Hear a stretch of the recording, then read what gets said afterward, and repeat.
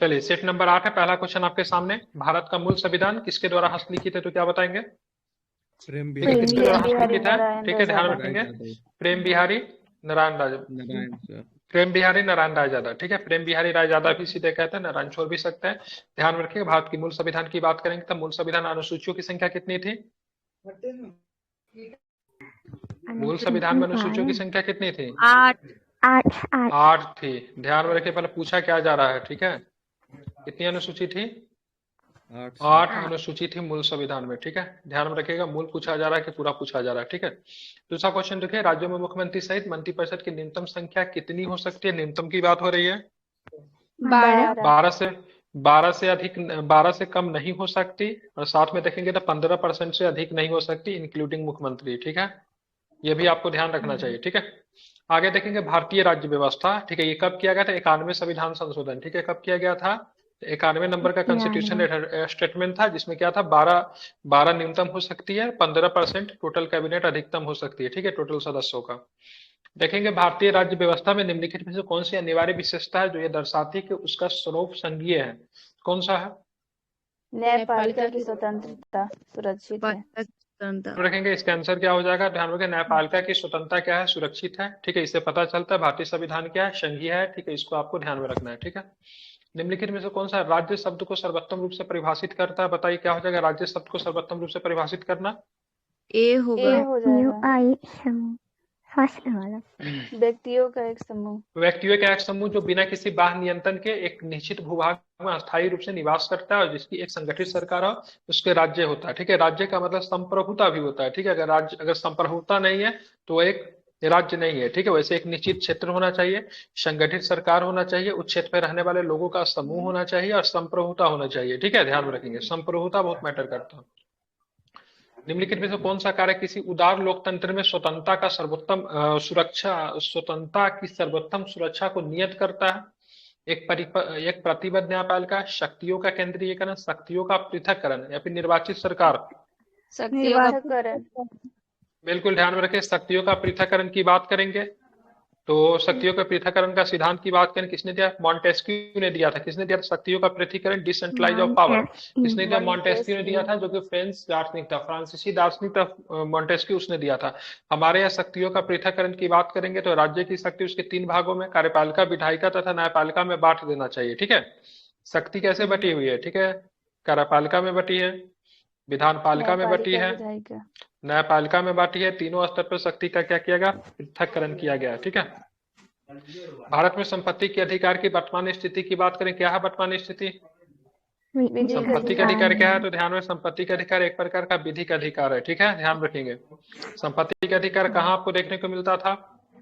तो संपत्ति के अधिकार की बात करेंगे, आपका मौलिक अधिकार था, और उसके 19 नंबर में भी आपको 19 नंबर में जो 7 प्रकार का अधिकार दिया तो 19 के एफ में भी था।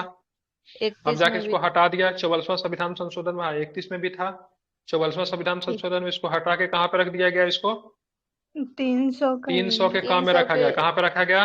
300 के काम में रख 300 दिया गया। का। ठीक है, अगर पूछेगा किस भाग में रखा गया तो भाग में, किस भाग में रखा गया? 12वां नंबर का भाग में, 12 में रखा गया है। ठीक है, ध्यान, कब हुआ था ये? कब? 44वां संविधान संशोधन 1978 में हुआ था। भारत के संविधान का कौन सा भाग कार्यकारी राज्य के आदर्श की घोषणा करना? बहुत अच्छा से चैप्टर पढ़ा है, दिक्कत नहीं होना चाहिए। कल्याणकारी राज्य की बात करेंगे तो राज्य के नीति निर्देशक सिद्धांत। ठीक है, राज्य के नीति निर्देशक सिद्धांत की बात करेंगे तो 36 से लेकर 51 तक यहाँ पे आपको अनुच्छेद देखने को मिलेंगे।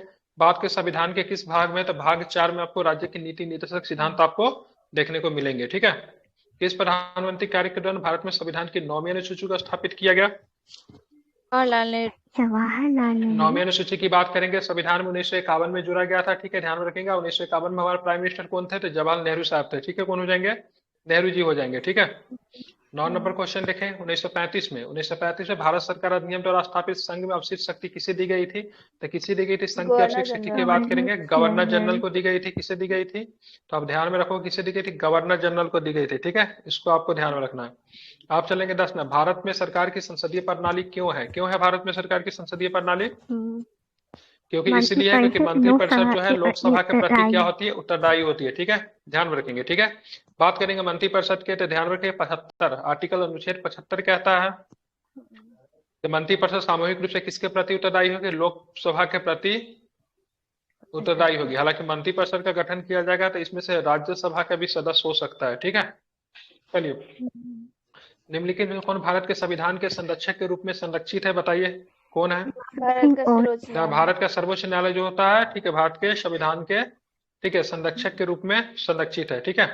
भारत के संविधान में अंतर्राष्ट्रीय शांति सुरक्षा को बढ़ावा देना किसमें शामिल है, कल ही पढ़ाए थे, बता दीजिए। राज्य के नीति निदेशक तत्व। राज्य के नीति निदेशक तत्व की बात करेंगे, यहाँ पे क्या है, तो राज्य के नीति निदेशक तत्व में आप देखोगे अंतर्राष्ट्रीय शांति और सुरक्षा को बढ़ावा देना शामिल है। अनुच्छेद की बात करें, अनुच्छेद कौन सा, अनुच्छेद 51, क्या है, अनुच्छेद 51, ठीक है, ध्यान रखेंगे। 13 नंबर क्वेश्चन देखें, मुगल काल में मुहासिब की नियुक्ति की जाती है, इनका कार्य क्या होता है मुहासिब का। इसका अकाल के समय लोग सारा के अनुसार जीवन व्यतीत। हो जाएगा ये लोग सरा का, सरा का मतलब इस्लामी कानून होता है जिसको शरीयत कहते थे, ठीक है। इसीलिए मुहासब जो होता था एक तरह का नैतिक अधिकारी होता था, क्या होता था, नैतिक अधिकारी। मतलब कहने का मतलब लोग शराब न पिए, भांग न खाए, नशा न करे, जुआ न खेले, चोरी न करे, माप तौल पे मतलब क्या करेंगे अब, माप तौल में बेईमानी नहीं करें, ठीक है। बदनाम घर, उन पर बदनाम घरों में, ठीक है, बहुत सारे नियम इन पे बनाए गए थे। मतलब एक तरह से देखेंगे नैतिक अधिकारी थे, क्या थे, सारा। शरीयत होता है ना, शरीयत में क्या बोलता है, इस्लाम कानून में चोरी करना, शराब पीना, ये सब क्या है, नहीं कहता है ना। इन सब पे मतलब ध्यान रखना था। केंद्र में मंत्रिमंडल सामूहिक रूप से संसद के प्रति उत्तरदायी होती है। पहला स्टेटमेंट, केंद्रीय मंत्री भारत के राष्ट्रपति के प्रसाद परंत पद धारण करते हैं। प्रधानमंत्री विधान के प्रस्तावों के बारे में राष्ट्रपति को सूचित करे, बताइए कौन सा स्टेटमेंट सही है। 2 और 3 पहला परिषद सामूहिक रूप से संसद के प्रति उत्तरदायी। केंद्र में मंत्रिपरिषद क्या बोल रहा है, सही कुट का चयन करे।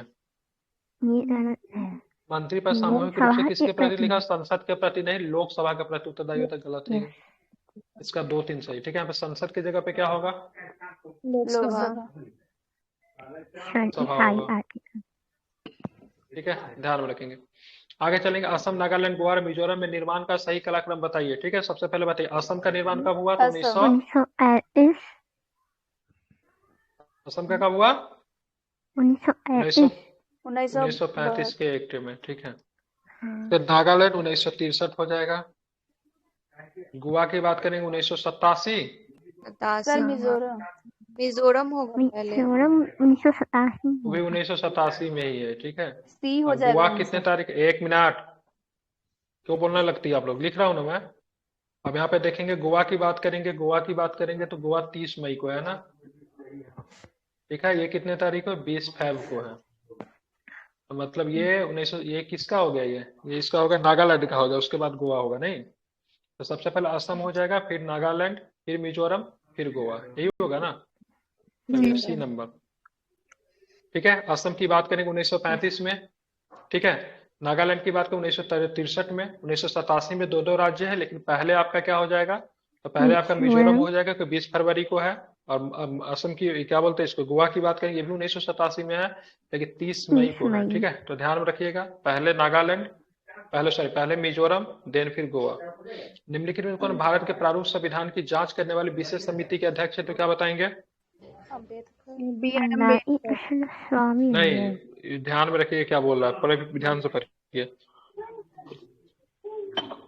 पूछ रहा है इसमें, निम्नलिखित में से कौन भारत में प्रारूप समिति की जांच करने वाली विशेष समिति के अध्यक्ष थे, अल्लादी कृष्ण स्वामी है। प्रारूप समिति का सीधा अध्यक्ष पूछेगा, देन गो इट अम्बेडकर के साथ, ठीक है। ध्यान में, आवाज बंद कीजिए जहां से आवाज आ रही है, ठीक है, जहां से आवाज आ रही है बंद करेंगे। भारत में राष्ट्रपति का महाभियोग किस प्रकार की प्रक्रिया है, बताइए। न्यायिक प्रक्रिया है। अर्धन्यायिक है, ठीक है, ध्यान में रखें कैसी प्रक्रिया है, अर्धन्यायिक प्रक्रिया है, ठीक है। निम्नलिखित में से किस मुफ्त कानूनी सेवाओं में शामिल किया गया है, निम्नलिखित में से किस मुफ्त कानूनी सेवाओं में शामिल किया गया, तो किसी कानूनी कार्यवाही के संबंध में देश या खर्च किए गए न्यायालय शुल्क, प्रक्रिया शुल्क और अन्य सभी शुल्कों का भुगतान, कानूनी कार्यवाही में वकीलों की सेवा प्रदान करना, कानूनी कार्यवाही में दस्तावेजों की सफाई और अनुवाद सहित अपील पेपर बुक तैयार करना।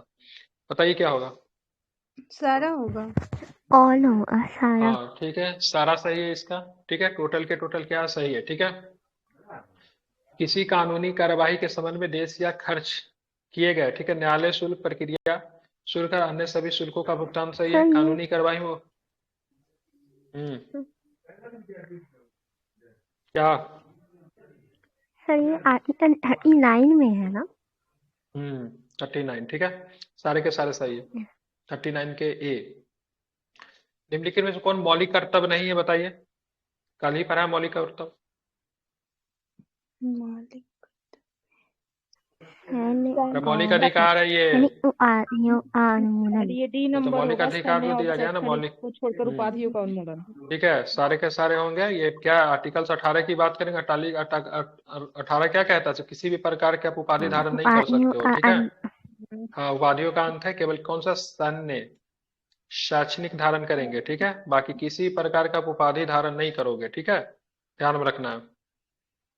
मार्शल लॉ क्या है? मार्शल लॉ फंडामेंटल राइट पर है, उसमें बहुत अच्छा से पढ़ाए थे। नियमों का एक प्रणाली है जो प्रभावी होता है ठीक है, जब तो आर्टिकल्स बताओ, आर्टिकल्स कौन सा होगा मार्शल लॉ में? 34। आर्टिकल 34। इतना अच्छा सा फंडामेंटल राइट पर है, 34 आर्टिकल्स, ठीक है, ध्यान में रखिएगा। निम्नलिखित में कौन सी वनस्पति संरक्षण की एक सीटू पद्धति का स्थल है? एक सीटू। क्या होता है? एक सीटू की बात करेंगे, वनस्पति उद्यान जो आता है, सॉरी, निम्नलिखित में कौन सा वनस्पति संरक्षण की एक सीटू पद्धति का स्थल है? एक सीटू की बात करेंगे तो ध्यान में रखेंगे क्या आता है इसमें, वनस्पति उद्यान आता है, ठीक है। जो भी बाकी जितना इंटू जो होगा ना, एक एक्स2 होता है, एक होता है इंटू होता है, ठीक है। इंटू में जानवर वाला, ठीक है। एक्स2 में वनस्पति उद्यान आता है, ठीक है, ध्यान में रखेंगे, ठीक है। एक्स2 में क्या आएगा? तो सुरक्षित वातावरण, पौधे को उनके प्रतिकूल घर से दूर एक सुरक्षित वातावरण में पैदा किया जाता है, विशेष रूप से अनुसंधान उद्देश्यों के लिए, तो इसे एक्स2 में आता है, ठीक है, ध्यान में रखेंगे। चलिए आगे चले। ब्राउन कार्बन क्या होता है? ब्राउन कार्बन जानवर के लिए क्या बोले थे अभी, एक बार फिर से बोलिए तो। इंटू में मेरे हिसाब से जानवर वाला आता है, बायोस्फीयर रिजर्व होगा, उसके बाद राष्ट्रीय उद्यान होता है, ये सब आता है। और एक्स2 में वो जो होता है ना, वनस्पति उद्यान आता है, ठीक है। एक बार गूगल कर लीजिएगा ब्राउन कार्बन क्या होता है। तो ब्राउन कार्बन जो होता है, कार्बनिक पदार्थों के दहन के द्वारा जारी कार्बन को ब्राउन कार्बन कहते हैं, ठीक है, इंपॉर्टेंट है, ध्यान में रखिएगा, ठीक है। तो ब्राउन कार्बन मुख्य रूप से बायोमास दहन के द्वारा उत्सर्जित होता है, ठीक। कार्बनिक पदार्थों के दहन के द्वारा जारी कार्बन जो होता है उसको ब्राउन कार्बन कहते हैं। चलिए, निम्नलिखित में से कौन सा खाद्य श्रृंखला का सही क्रम है, बताइए। बी नंबर जल केचुआ चिकन बाज। लीटर सबसे क्या पहले है? लीटर अपशिष्ट को बोलते हैं। अपशिष्ट को केचुआ खाएगा, केचुआ को चिकन खा जाएगा, चिकन को बाज खा जाएगा। जी सर। अपशिष्ट होता है ना, खराब पदार्थ अपशिष्ट, उसको कौन? केचुआ खाता है ना, मिट्टी उट्टी कुछ कुछ कुछ खाते रहती है। और केचुआ को आराम से चिकन खा जाता है, नहीं खा जाता, छोटा छोटा कीड़ा मकोड़ा चिकन नहीं खा जाता, जी मुर्गा सर। मुर्गी, ठीक है, उसको बाज खा जाता है चिकन को, ठीक है, ध्यान में रखेंगे। आप चलेंगे पोषक चक्र के बारे में, निम्नलिखित कथनों पर विचार करें, ठीक है। अपसादित चक्र वह है जहां जलाशय या वायुमंडल या जलमंडल है। गैसीय चक्र वह है जहां जलाशय भूपर्पटी है। गंधक चक्र अवसादी चक्र का एक उदाहरण है। पोषक चक्र पोषक चक्र क्या है? अभी अभी क्या है सो उसका भी विचार नहीं करना है, ठीक है। आपको सोल्यूशन दिया गया तो आपको घर से देख कर आना था, अभी सीधे सीधे टू द पॉइंट इसको सॉल्व करना है। ये क्लास नहीं है जो आप क्वेश्चन पूछेंगे, ठीक है। सोल्यूशन आपको ऑलरेडी प्रोवाइडेड है। पोषक चक्र की बात करेंगे तो इसका हो जाएगा, नहीं रोसेट का भी कंप्लीट नहीं हो जाए, ठीक है, इसका केवल 3 सही है। गंधक चक्र, ठीक है, अवसादी चक्र का एक उदाहरण है, ये सही है। अवसादी चक्र वह है जहाँ जलाशय वायुमंडल या जलमंडल, ये गलत है। गैसीय चक्र वह है जहाँ पे जलाशय या फिर भूपर्पटी है, ठीक है, ये गलत लिया है, ठीक है। मैं इसको बता दूं, गैसीय चक्र वह है जहाँ पे जलाशय वायुमंडल या फिर जलमंडल है। उदाहरण के लिए जल चक्र, नाइट्रोजन चक्र, कार्बन चक्र गैसीय चक्र के एग्जाम्पल है। अवसादी चक्र वह है जहाँ जलाशय पृथ्वी के पपरी है, उदाहरण के लिए सल्फर चक्र, फास्फोरस चक्र, ठीक है, ध्यान में रखेंगे इसको, ठीक है ना। सल्फर चक्र अवसादी चक्र का एग्जाम्पल है। उष्णकटिबंधीय सदाबहार वनों के बारे में निम्नलिखित कथनों पर विचार करें। वे पूर्वी घाट, ठीक है, अंडमान निकोबार द्वीप समूह उत्तरी पूर्वी में पाए जाते हैं। वे अच्छी तरह से स्थिरीकृत हैं। इन वनों में पाए जाने वाले ढीठ लकड़ी के पेड़ साल, सागौन के बीच नीम और शीशम है। बताइए कौन सही है? तीनों सही है। हाँ। निम्नलिखित में से कितने कथन सही है? तो केवल एक कथन सही है, मतलब कोई इनमें से कोई एक ही सही है, ठीक है, इसका कहने का मतलब है। पहला क्वेश्चन है, उष्णकटिबंधीय सदाबहार वन पश्चिमी घाट, निकोबार, अंडमान द्वीप समूह और पूरे उत्तर पूर्व क्षेत्रों में पाए जाते हैं, ठीक है, ध्यान में रखेंगे। तो वे पूर्वी घाट में नहीं, ठीक है, क्या हो जाएगा, पश्चिमी घाट हो जाएगा। पूर्वी घाट पे क्या हो जाएगा, पश्चिमी घाट होगा यहाँ पे, कि अंडमान निकोबार द्वीप समूह सही है। और पूरे उत्तरी पूर्वी क्षेत्र में पाया जाता है, ठीक है, ध्यान, यहाँ पे क्या होगा, पश्चिमी होगा, मतलब वेस्ट। जी वे अच्छी तरह से स्थिरीकृत होते हैं,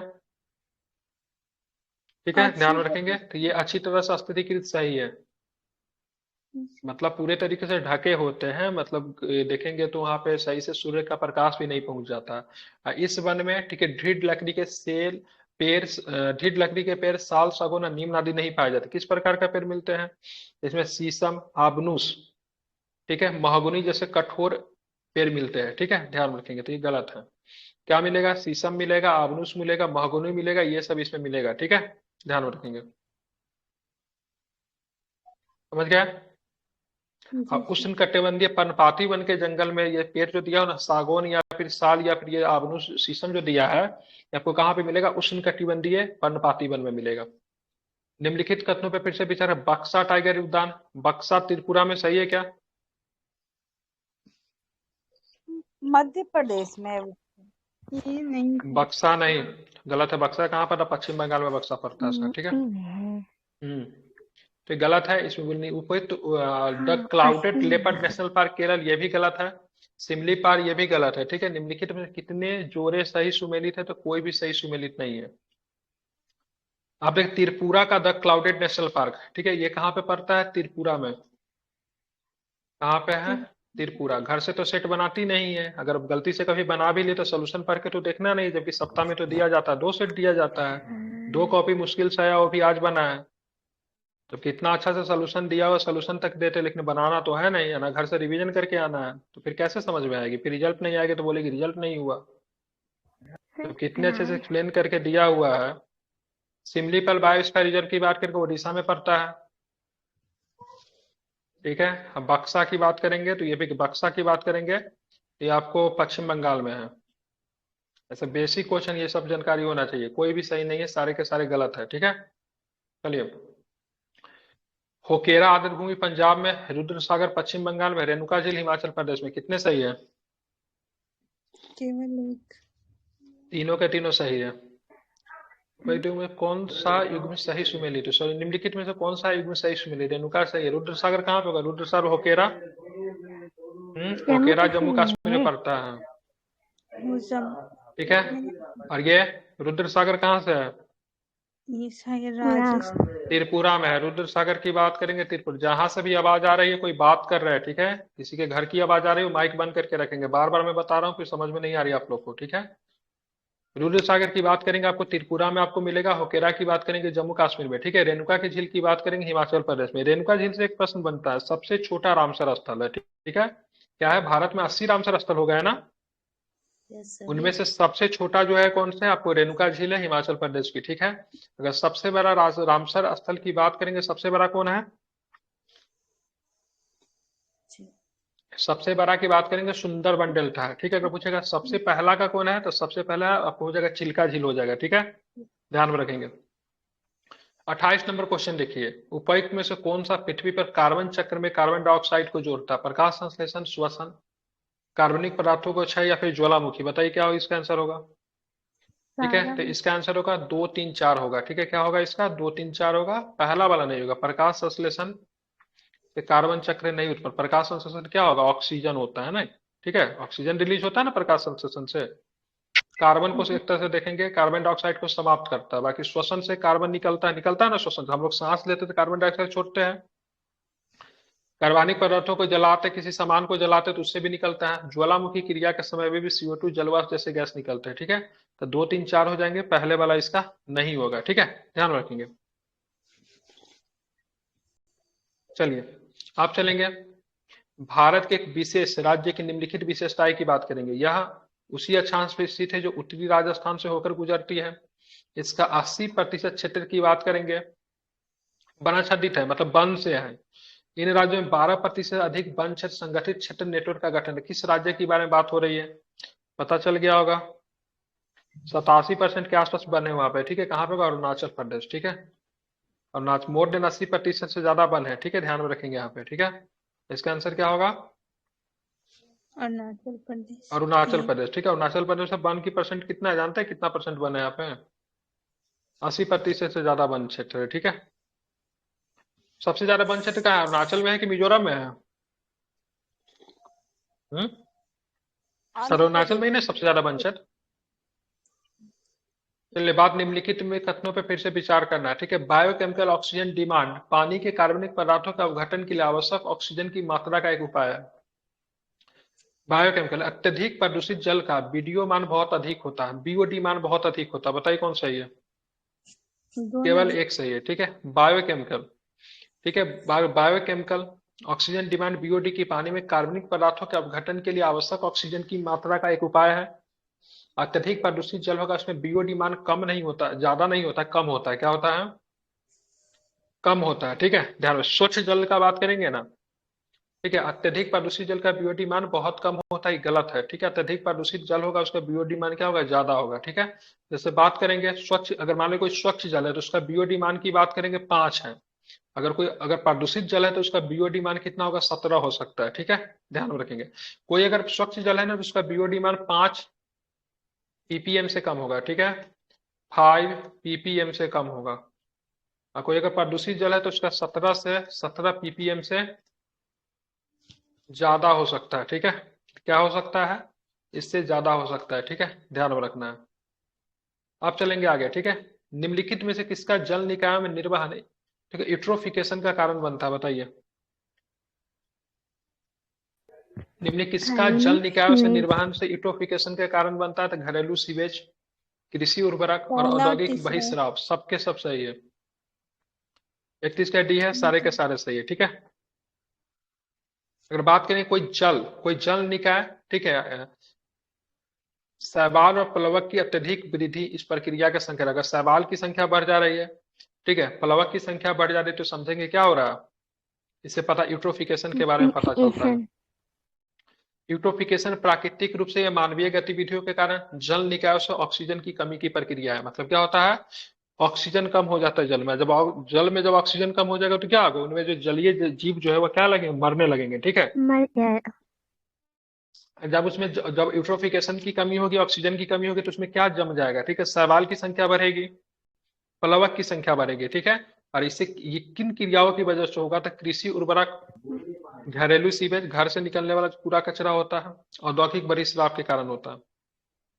तो हमने देखते हैं कहीं कहीं किसी किसी औद्योगिक का, किसी किसी इंडस्ट्री का पानी जब नदी में छोड़ दिया जाता है, देखिए मछली सब मरने लगता है। भारतीय अर्थव्यवस्था के संदर्भ में लागत प्रेरित मुद्रास्फीति निम्नलिखित में से किसके कारण बढ़ सकती है?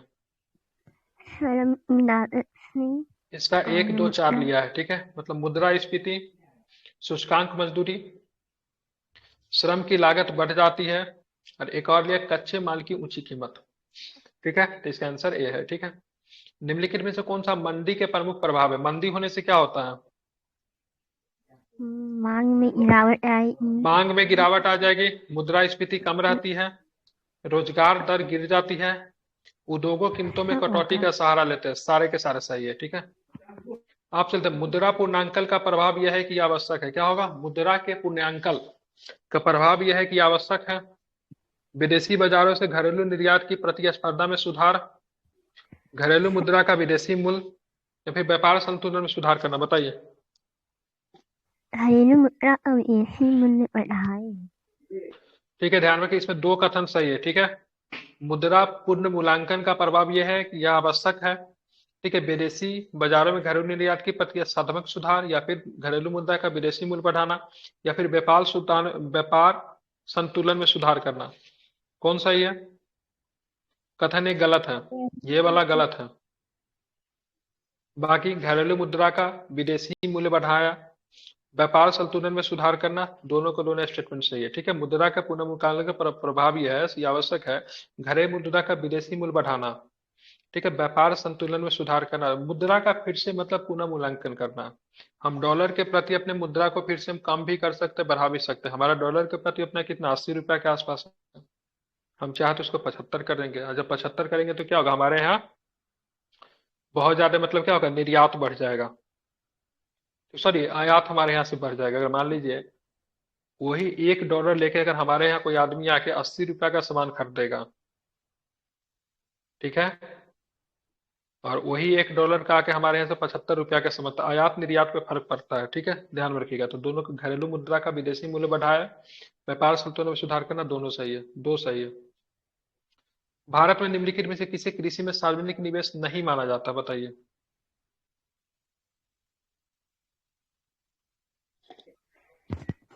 कृषि में सार्वजनिक निवेश नहीं माना जाता था सभी फसलों की कृषि बजट के न्यूनतम समर्थन मूल्य, ये नहीं है। उसके बाद बात करेंगे ये किसानों के मुफ्त बिजली की आपूर्ति, ये भी नहीं है। और उसके बाद बात करेंगे तो आपका ये बैंकिंग प्रणाली द्वारा कृषि ऋण की माफी, ये भी नहीं है, ठीक है। ये सारे के सारे कृषि में सार्वजनिक निवेश नहीं माना जाता, बाकी सारे के सारे सार्वजनिक निवेश। जैसे पीएम कुसुम के तहत सोलर पंप, ये इंपॉर्टेंट है, ठीक है। पीएम कुसुम की तरह क्या है, खेतों में मतलब सोलर पंप वगैरह लगाना है, ठीक है। ध्यान, सामाजिक पूंजी का विकास और सरकारों के द्वारा कृषि विपणन सुविधाओं की स्थापना करना, सबके सब है।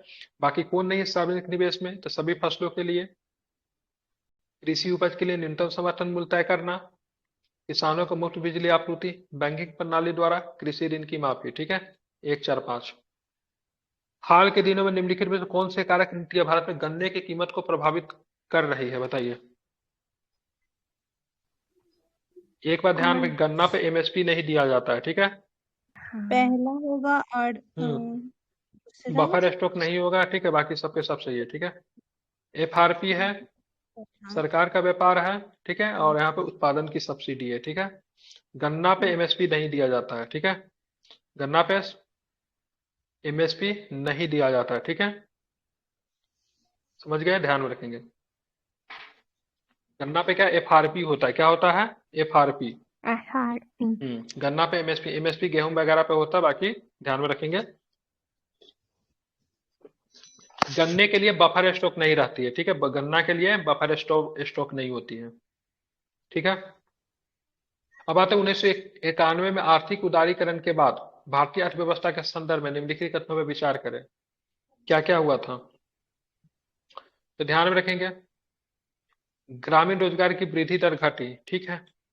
श्रमिक उत्पादकता की श्रमिक उत्पादकता 2004-5 की कीमतों को प्रति कर्मचारी शहरी क्षेत्र में घटी जबकि ग्रामीण क्षेत्र में बढ़ी, गलत है। शहरी क्षेत्रों में बढ़ी थी, ग्रामीण में कमी थी। कार्यबल में ग्रामीण क्षेत्रों का प्रतिशत का हिस्सा लगातार बढ़ा, ये नहीं सही है। ग्रामीण क्षेत्र में गैर कृषि अर्थव्यवस्था की वृद्धि कम हुई थी, ये गलत है, ठीक है। केवल इसका कौन सही है, 37 का सी, केवल एक सही है, ठीक है। क्योंकि ग्रामीण क्षेत्र में गैर कृषि अर्थव्यवस्था में वृद्धि कम हुई, ऐसा नहीं बढ़ी। कार्यबल में ग्रामीण क्षेत्रों का प्रतिशत हिस्सा लगातार बढ़ा, ये भी गलत है। शहरी श्रमिक उत्पादकता में बात करेंगे तो शहरी क्षेत्र में घटी जबकि ग्रामीण क्षेत्र में बढ़ी, ये भी गलत, सब उल्टा कर दिया है। भारत में आधिकारिक गरीबी रेखा राज्य से राज्य निम्न होती है, क्यों, ऐसा क्या कारण है। क्योंकि मूल्य स्तर पर, ठीक है, राज्य से राज्य भिन्न होते हैं, ठीक है, इसी वजह से। बात में आधिकारिक गरीबी रेखा राज्य से राज्य में भिन्न होती है क्योंकि मूल्य स्तर पर राज्य से राज्य में क्या होती है, भिन्नता होती है, ठीक है। 39 नंबर क्वेश्चन देखें, निम्नलिखित कथनों पर विचार करें। जवाहरलाल नेहरू के अधीन भारत सरकार द्वारा कोयला क्षेत्र को सार्वजनिक किया गया था। पहले कोयला ब्लॉक लॉटरी के आधार पर आवंटित किए जाते थे। भारत कोयले का शुद्ध निर्यातक है। निर्यात करने का मतलब समझते हैं, दूसरे को देना है, ठीक है। तो बताना निम्नलिखित कौन कितने कथन सही है, तो ध्यान में रखिएगा केवल एक कथन सही है। तो पहला वाला सही है क्या, गलत है, ठीक है। इंदिरा गांधी के शासनकाल में हुआ था, ठीक है। लॉटरी में किया जाता है, ठीक है, ये सही है। भारत में कोयले का शुद्ध निर्यातक है, ये भी गलत है, ठीक है। समझ गए ना। भारत अभी भी कोयले के सबसे बड़ा आयातक है, न कि निर्यातक है, ठीक है। क्या अभी भी हम लोग आयातक है। ये हुआ था 1971 में, हो तो 1971 में किसकी सरकार होगी, 71 के समय हुआ था, ठीक है। इंदिरा गांधी की सरकार है तो ये चाचा जी की सरकार थी, ठीक है। 40 नंबर क्वेश्चन चलेंगे। निम्नलिखित में से कौन सा भारत में एक वाणिज्यिक बैंक की देनदारियों में शामिल है, जमा, ठीक है। ध्यान में, अगर आप पैसा जमा करते हो, बैंक में डिपॉजिट करते हो, तो क्या होता है, वाणिज्यिक बैंक की देनदारी है, ठीक है। अगर आप निकालने जाते हो तो बैंक को देना पड़ेगा वो पैसा। अग्रिम अगर कर ले तो इन्वेस्टमेंट कर देते हो तो उसकी जिम्मेदारी नहीं है। 5 साल की इन्वेस्टमेंट अगर कर देते हैं तो सडन चाहेंगे निकालना तो नहीं निकलेगा, ठीक है। लेकिन अपना जमा पैसा जब चाहोगे निकाल सकते कि नहीं एटीएम से, निकाल सकते हैं ना, तो वो बैंक की देनदारी हो जाती है। ठीक है, अब चलेंगे भारत में की पंचवर्षीय योजना के संदर्भ में निम्नलिखित कथनों पर विचार करना है। महालनोबिस मॉडल ने बुनियादी और पूंजीगत समान उद्योगों के प्रतिस्थापन की दिशा में जोर दिया। पीसी महालनोबिस, ठीक है, इंपॉर्टेंट नाम। बात करेंगे गरीबी हटाओ का नारा चौथी पंचवर्षीय योजना का प्रमुख एजेंडा था। नरेगा को 10वीं पंचवर्षीय योजना के दौरान शुरू किया गया। बताइए कितने सही है? ठीक है, तो ये गरीबी हटाओ का नारा चौथी वाला पे नहीं है। ठीक, गरीबी हटाओ का नारा कब दिया गया? 5वीं में था। 5वीं में दिया गया। कब दिया गया? कितने में दिया गया, ध्यान में रखिएगा। ये 5वीं में दिया गया। कब दिया गया? 5वीं में दिया गया, तो ये गलत हो गया, ये सही है। पीसी महालनोबिस पे आपका दूसरा पंचवर्षीय योजना आधारित था। ठीक है, अब दूसरा पंचवर्षीय योजना पे किस पे फोकस किया गया? इंडस्ट्री पे फोकस किया गया। किस पे फोकस किया गया? इंडस्ट्री पे फोकस किया गया। ठीक है, बिल्कुल इंडस्ट्री पे फोकस किया गया। पहली पंचवर्षीय योजना हेराल्ड डोमर मॉडल था। कौन था? Herald Domar model. ठीक है, और उसमें किस पे फोकस किया गया? एग्रीकल्चर पे फोकस किया गया। ठीक है, और नरेगा को 10वीं पंचवर्षीय योजना के दौरान शुरू किया गया था। बिल्कुल सही है। ठीक है, नरेगा की बात करेंगे 2005 के आसपास आया था। ठीक है, ध्यान रखें। तो कौन सही हो गया इसका? 1 और 3 सही हो गया, दूसरा वाला गलत हो गया। निम्नलिखित में से किस संदर्भ में आपको कभी कभी समाचार में ब्लैकलिस्ट या फिर ग्रे लिस्ट शब्द दिखता है? किसमें है grey list, black list? FATF में। ठीक है, FATF का फुल फॉर्म क्या होता है? Financial action task force. ठीक है, ध्यान में रखेंगे। ठीक है, फाइनेंशियल एक्शन टास्क फोर्स। ठीक है, स्थापित कब हुआ? तो 1989 में स्थापित हुआ। ठीक है, ध्यान में रखेंगे। ठीक है, कब हुआ? तो पेरिस में इसकी स्थापना की गई 1989 में, G7 शिखर सम्मेलन के समय में। ठीक है, क्या काम करती है? तो आतंकवादी गतिविधि पे रोक लगाती है। मनी लॉन्ड्रिंग हो गया, आतंकवादी बीच को समय आतंकवादियों को फंड तो नहीं किया जा रहा है। अंतर्राष्ट्रीय प्रणाली, अंतर्राष्ट्रीय वित्तीय प्रणाली में मतलब बहुत सारे इनरेगुलरिटी को मतलब कम करती है। ठीक है, इन सब मामलों में। ठीक है, पाकिस्तान बहुत दिन तक ग्रे लिस्ट में था। अभी म्यांमार की बात करेंगे, नॉर्थ कोरिया की बात करेंगे, लोग ब्लैक लिस्टेड है। ठीक है, निम्नलिखित में से कौन सा भारत सरकार के राजस्व बजट में शामिल है? बताइए कौन शामिल है? तो ध्यान में रखिएगा, राजस्व बजट की बात करेंगे प्रत्यक्ष लाभ अंतरण प्रदान करने वाली योजनाएं।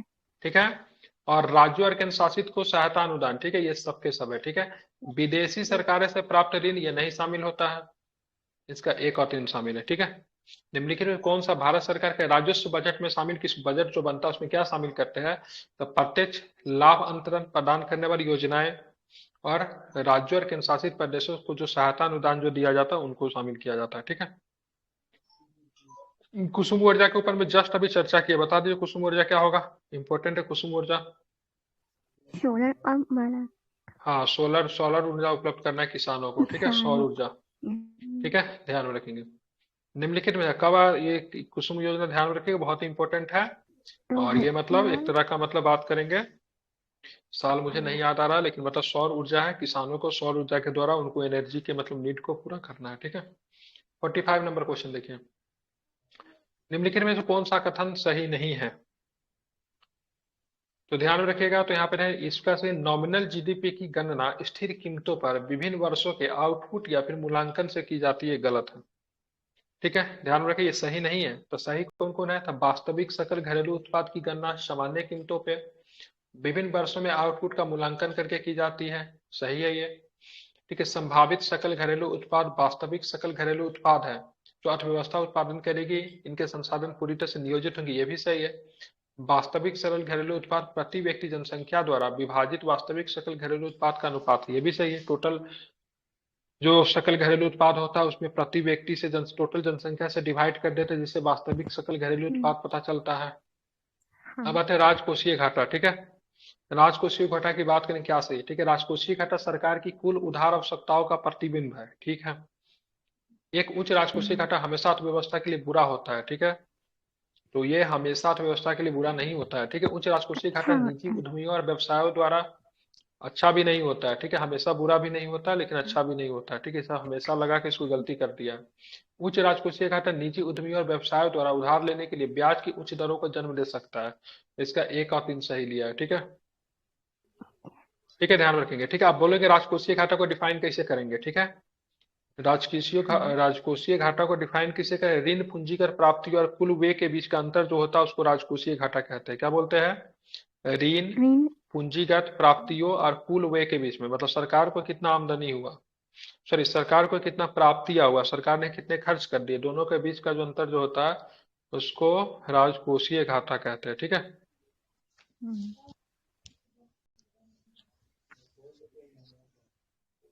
यहाँ पे लिखा हुआ एक बात, एक उच्च राजकोषीय घाटा हमेशा अर्थव्यवस्था के लिए बुरा होता है, ये गलत है। कुछ उच्च कभी कभी बात करेंगे, कभी कभी उच्च राजकोषीय घाटा भी अर्थव्यवस्था के लिए अच्छा हो सकता है। यदि मान लीजिए, कैसे हो सकता है?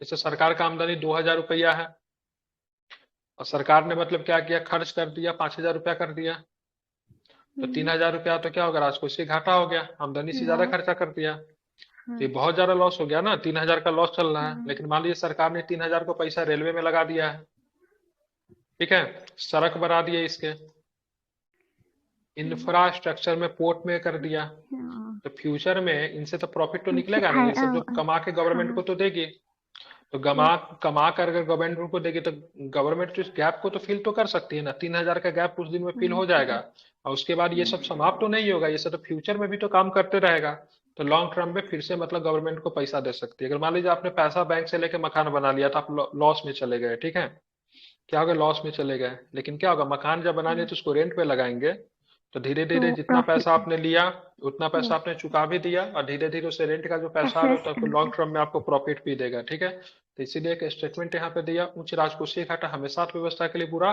नहीं होता। ठीक है, डिपेंड करता है गवर्नमेंट ने उस पैसा को, सरकार ने उस पैसा को लगाया कहाँ पे है। निम्नलिखित में से कौन सा एक सीमित सरकार का सबसे अच्छा वर्णन है? बताइए, सीमित सरकार का सबसे अच्छा वर्णन संवैधानिक सरकार होता है। क्या होता है? संवैधानिक सरकार को सीमित सरकार के नाम से भी जानते हैं, क्योंकि मतलब सरकार के जो दायित्व होंगे, अस्तित्व होंगे, उनको परिभाषित किया जाता है। ठीक है, संविधान में क्या किया गया, परिभाषित किया गया है। ठीक है, ध्यान में रखेंगे, इसलिए सरकार किसी भी तरह का वैसा कदम नहीं उठा सकती जो आमतौर पे, ठीक है, आमतौर पे गैर कानूनी हो या फिर गैर संवैधानिक हो। 48 नंबर क्वेश्चन कहता है, मुर्शिद कुली खान ने 1770 में बंगाल का दीवान बनाया गया। अलवर्दी खान अंग्रेजों के व्यवहार से अप्रसन्न होकर कलकत्ता में उनके कारखानों की किलीबंदी करने की इजाजत दे दी, तो गलत है। 1717 में, ठीक है, मुर्शिद कुली खान को 1770 का बंगाल का सूबेदार बनाया गया, न कि मतलब दीवान बनाया गया। ठीक है, दो तरह के पद होते, एक सूबेदार होते, एक दीवान होते थे। ठीक है, सूबेदार जो होता था सैनिक पद होता था और दीवान जो होता प्रशासनिक पद होता था। ठीक है, मतलब राजस्व वगैरह का नियंत्रण रखता था। तो यहाँ पे दीवान नहीं होगा, क्या होगा, यहाँ पे सूबेदार होगा। ठीक है, बाकी 1717 सही है। ठीक है, ध्यान रखेंगे। अब उसे ध्यान में रखेंगे तो मुर्शिद कुली खान को 1770 में बंगाल का सूबेदार बनाएगा, मगर वो उसका वास्तविक शासक 1700 से ही था जब उसे दीवान बनाया गया था। शुरू में उसको दीवान बनाया गया, फिर जाके उसको सूबेदार बनाया गया। और यहाँ पे मतलब अलवर्दी खान नहीं होगा, ये किसने किया था? यहाँ पे क्या, अलवर्दी खान ने अंग्रेजों के व्यवहार से प्रसन्न कलकत्ता में उनके कारखानों की किलीबंदी, तो कलकत्ता में नहीं दिया था। ठीक है, अलवर्दी खान ने अंग्रेजों और फ्रांसीसियों को कलकत्ता और चंदन नगर के अपने कारखानों की किलीबंदी करने की इजाजत नहीं दी थी। ठीक है, ध्यान में रखिए, गलत लिखा हुआ है यहाँ पे है, अलवर्दी खान अंग्रेजों के व्यवहार से प्रसन्न होकर कलकत्ता के उनके कारखानों की किलीबंदी करने की इजाजत दी, तो नहीं दी थी। क्या नहीं दी थी? प्रसन्न तो कभी अलवर्दी खान हुआ ही नहीं, कॉमन सेंस से तो गलत ही लिखा हुआ है। यहाँ पे क्या लिखा हुआ है, अलवर्दी खान ने अंग्रेजों से प्रसन्न होकर कलकत्ता के उनके कारखानों की किलाबंदी करने की इजाजत दी थी, तो गलत है, नहीं दी थी, कभी भी प्रसन्न नहीं हुआ। यहाँ तक कि अंग्रेजों की किसे, ये क्या बोलते हैं, कंपनी, विदेशी कंपनियां जो थी, विदेशी औपनिवेशिक शक्तियां जो थी, उनकी तुलना मधुमक्खी से की थी अलवर्दी खान ने। ठीक है, तो इसका कोई भी सही नहीं है। ठीक है, ध्यान में रखेंगे। ठीक है, तथा फ्रांसीसियों को दी थी, कलकत्ता में अंग्रेजों को परमिशन नहीं दी, और फ्रांसीसियों को चंदन नगर में अपने किलाबंदी करने की परमिशन नहीं दी थी। ठीक है, ध्यान में रखेंगे। निम्नलिखित में से कौन सा मौलिक अधिकार मैत्रीपूर्ण विदेशियों के लिए उपलब्ध है? तो 15, 16, 19, 29, 30, 15, 16, 19, 29, 30 में से कोई है?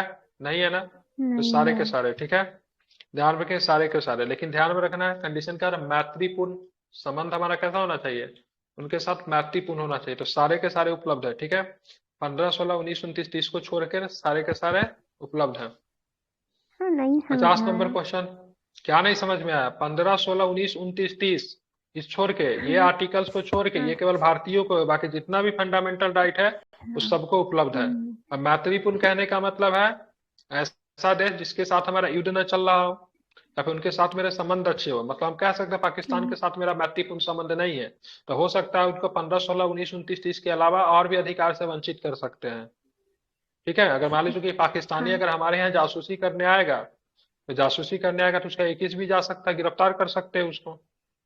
ठीक है, तो 15, 16, 19, 29, 30 छोर को जितने भी मौलिक अधिकार होते हैं सबको उपलब्ध होता है। ठीक है, इसीलिए जब भी सेट बनाइए घर से एक बार सेट को रिवाइज करके आइए। इसीलिए सप्ताह में 3 दिन के अंदर में एक सेट बनाना है, उसको रिवाइज करना है। कहानी सुनने से काम नहीं चलेगा। मौलिक कर्तव्य निम्नलिखित में किससे संबंधित है? तो मौलिक कर्तव्य हमारा कल ही बताया थे।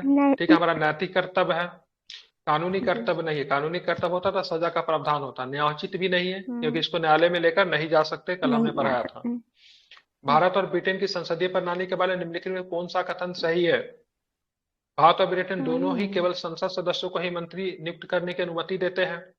भारत और ब्रिटेन दोनों का प्रधानमंत्री निम्न या उच्च सदन से हो सकता है। तो दोनों दोनों के दोनों गलत है। ठीक है, भारत और ब्रिटेन के दोनों ही केवल संसद सदस्यों को ही मंत्री बनने करने की अनुमति दी। गलत है, कोई भी व्यक्ति मंत्री बन सकता है, लेकिन 6 महीने के अंदर में भारत में उनको संसद सदस्य बनना पड़ेगा। ठीक है, और दूसरा क्वेश्चन है भारत और ब्रिटेन दोनों का प्रधानमंत्री निम्न या उच्च सदन का होना चाहिए, तो गलत है। ठीक है, भारत का प्रधानमंत्री निम्न या उच्च सदन से तो हो सकता है, लेकिन ब्रिटेन का प्रधानमंत्री होगा हमेशा निम्न सदन का होगा, उच्च सदन से नहीं आता है, मतलब कॉमन्स का होगा। ठीक है, निम्न सदन को क्या बोलते हैं ब्रिटेन में? कॉमन्स के नाम से जानते हैं। किस नाम से जानते हैं? कॉमन। House of Commons. क्या बोलते हैं उसको? हाउस ऑफ कॉमन्स के नाम से जानते हैं। ठीक है, उच्च सदन को ब्रिटेन में किस नाम से जानते हैं? तो हाउस ऑफ लॉर्ड्स के नाम से जानते हैं। ठीक है, तो ब्रिटेन का जो प्रधानमंत्री जो होगा किधर से आना चाहिए? निम्न सदन से आना चाहिए, मतलब हाउस ऑफ कॉमन से आना चाहिए, जस्ट लाइक हमारे यहाँ लोकसभा हो गया। ठीक है, हमारे यहाँ प्राइम मिनिस्टर कौन बन सकता है? जो किसी भी सदन का सदस्य नहीं है वो भी बन सकता है, राज्यसभा का बन सकता है, लोकसभा का बन सकता है, वो वैसा भी बन सकता है जो किसी भी सदन का सदस्य नहीं, लेकिन 6 महीना के अंदर में उनको किसी भी सदन की सदस्यता लेनी होगी। वैसे सामान्यतः भारत के प्रधानमंत्री लोकसभा से बनते हैं। ठीक है, ज्यादातर सेंस में ऐसे बहुत सारे प्रधानमंत्री राज्यसभा से, जैसे इंदिरा गांधी, मनमोहन सिंह, ये सब राज्यसभा से ही बने।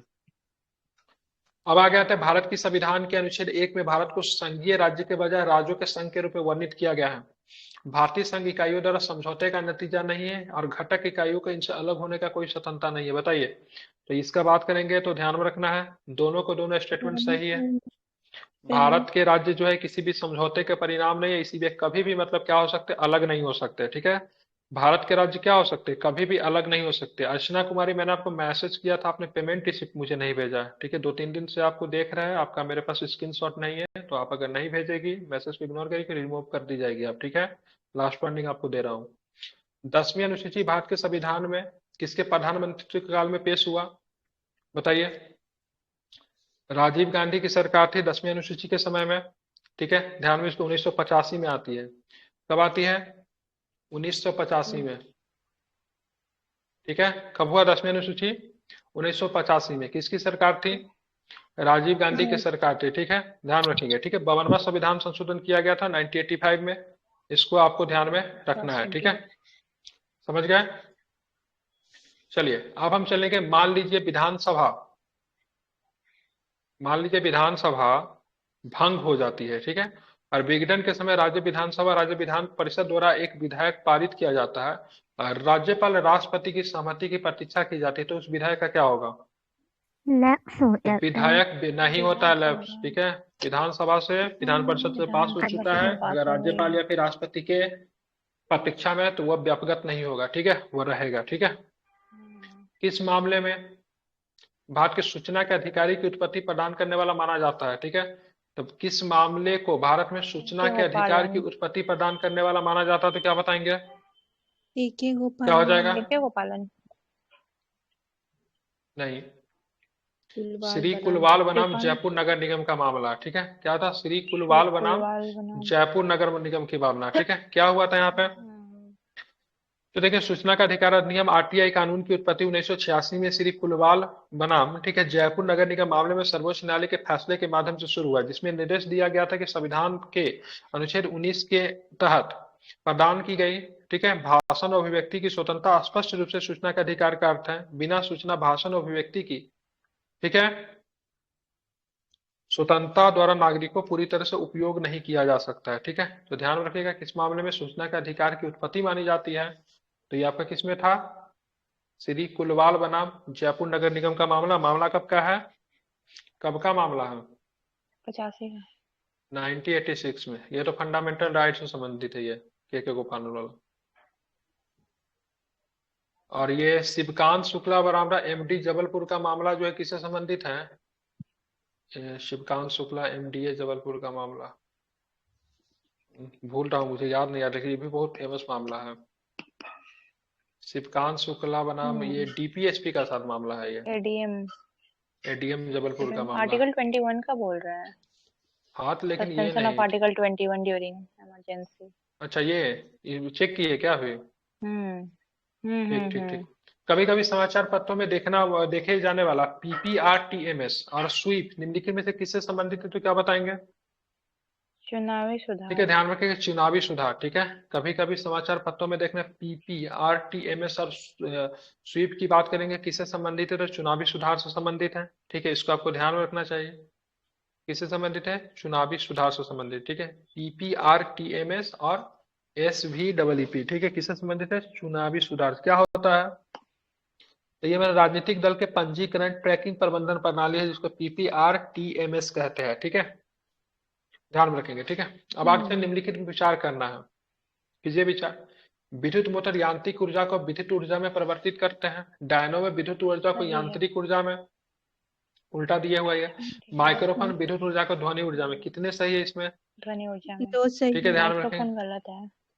57 की बात करेंगे तो इसमें कोई भी सही नहीं है, माइक्रोफोन तीनों गलत है। ठीक है, विद्युत ऊर्जा यांत्रिक ऊर्जा को विद्युत ऊर्जा में करता है क्या, नहीं सर, विद्युत ऊर्जा को यांत्रिक ऊर्जा में मैकेनिकल करता है। एनर्जी। विद्युत ऊर्जा को यांत्रिक ऊर्जा में करता है, बिल्कुल ध्यान में रखेगा, गलत है। उल्टा विद्युत कर मोटर दिया सर।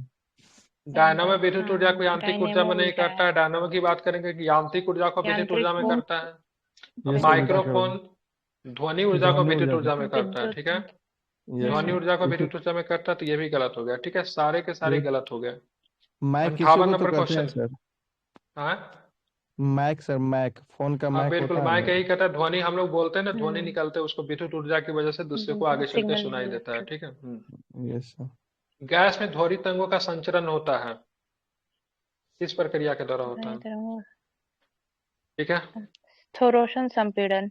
बिल्कुल रेयर इसको फ्रैक्शन और कंडेंसेशन। स्थूरोष्म संपीड़न और अपवर्तन होता है। ठीक है, स्थूरोष्म संपीड़न और अपवर्तन होता है। ठीक है, ध्यान, गैस में ध्वनि तरंगों का संचरण होता है स्थिरोष्म संपीड़न और अपवर्तन की वजह से। निम्नलिखित कथनों पर विचार करें। द्रव्यमान वही रहता चाहे पृथ्वी, द्रव्यमान वही रहता चाहे वस्तु पृथ्वी पर हो, चंद्रमा पर या फिर बाह्य अंतरिक्ष में हो। ठीक है, द्रव्यमान नहीं बदलती है। भार उसकी स्थिति पर निर्भर करता है, क्योंकि गुरुत्वीय त्वरण जी के स्थान पर निर्भर करता है। चंद्रमा का द्रव्यमान पृथ्वी के द्रव्यमान से कम है, चंद्रमा का द्रव्यमान पृथ्वी के द्रव्यमान से कम है, बताइए। तो ध्यान रखेंगे कितने सही है, तो सारे के सारे स्टेटमेंट की बात करेंगे, तो सारे के सारे स्टेटमेंट की बात करेंगे, तो सारे के सारे स्टेटमेंट सही है। ठीक है, ठीक है, ऑल स्टेटमेंट सही है। ठीक है, समझ गए आप, तो इसके सारे स्टेटमेंट सही है। ठीक है, इसको ध्यान में रखिएगा। ठीक है, मतलब द्रव्यमान वही रहता है चाहे वस्तु पृथ्वी पे हो, चंद्रमा पे हो, फिर बाह्य अंतरिक्ष में कभी भी चेंज नहीं होती है।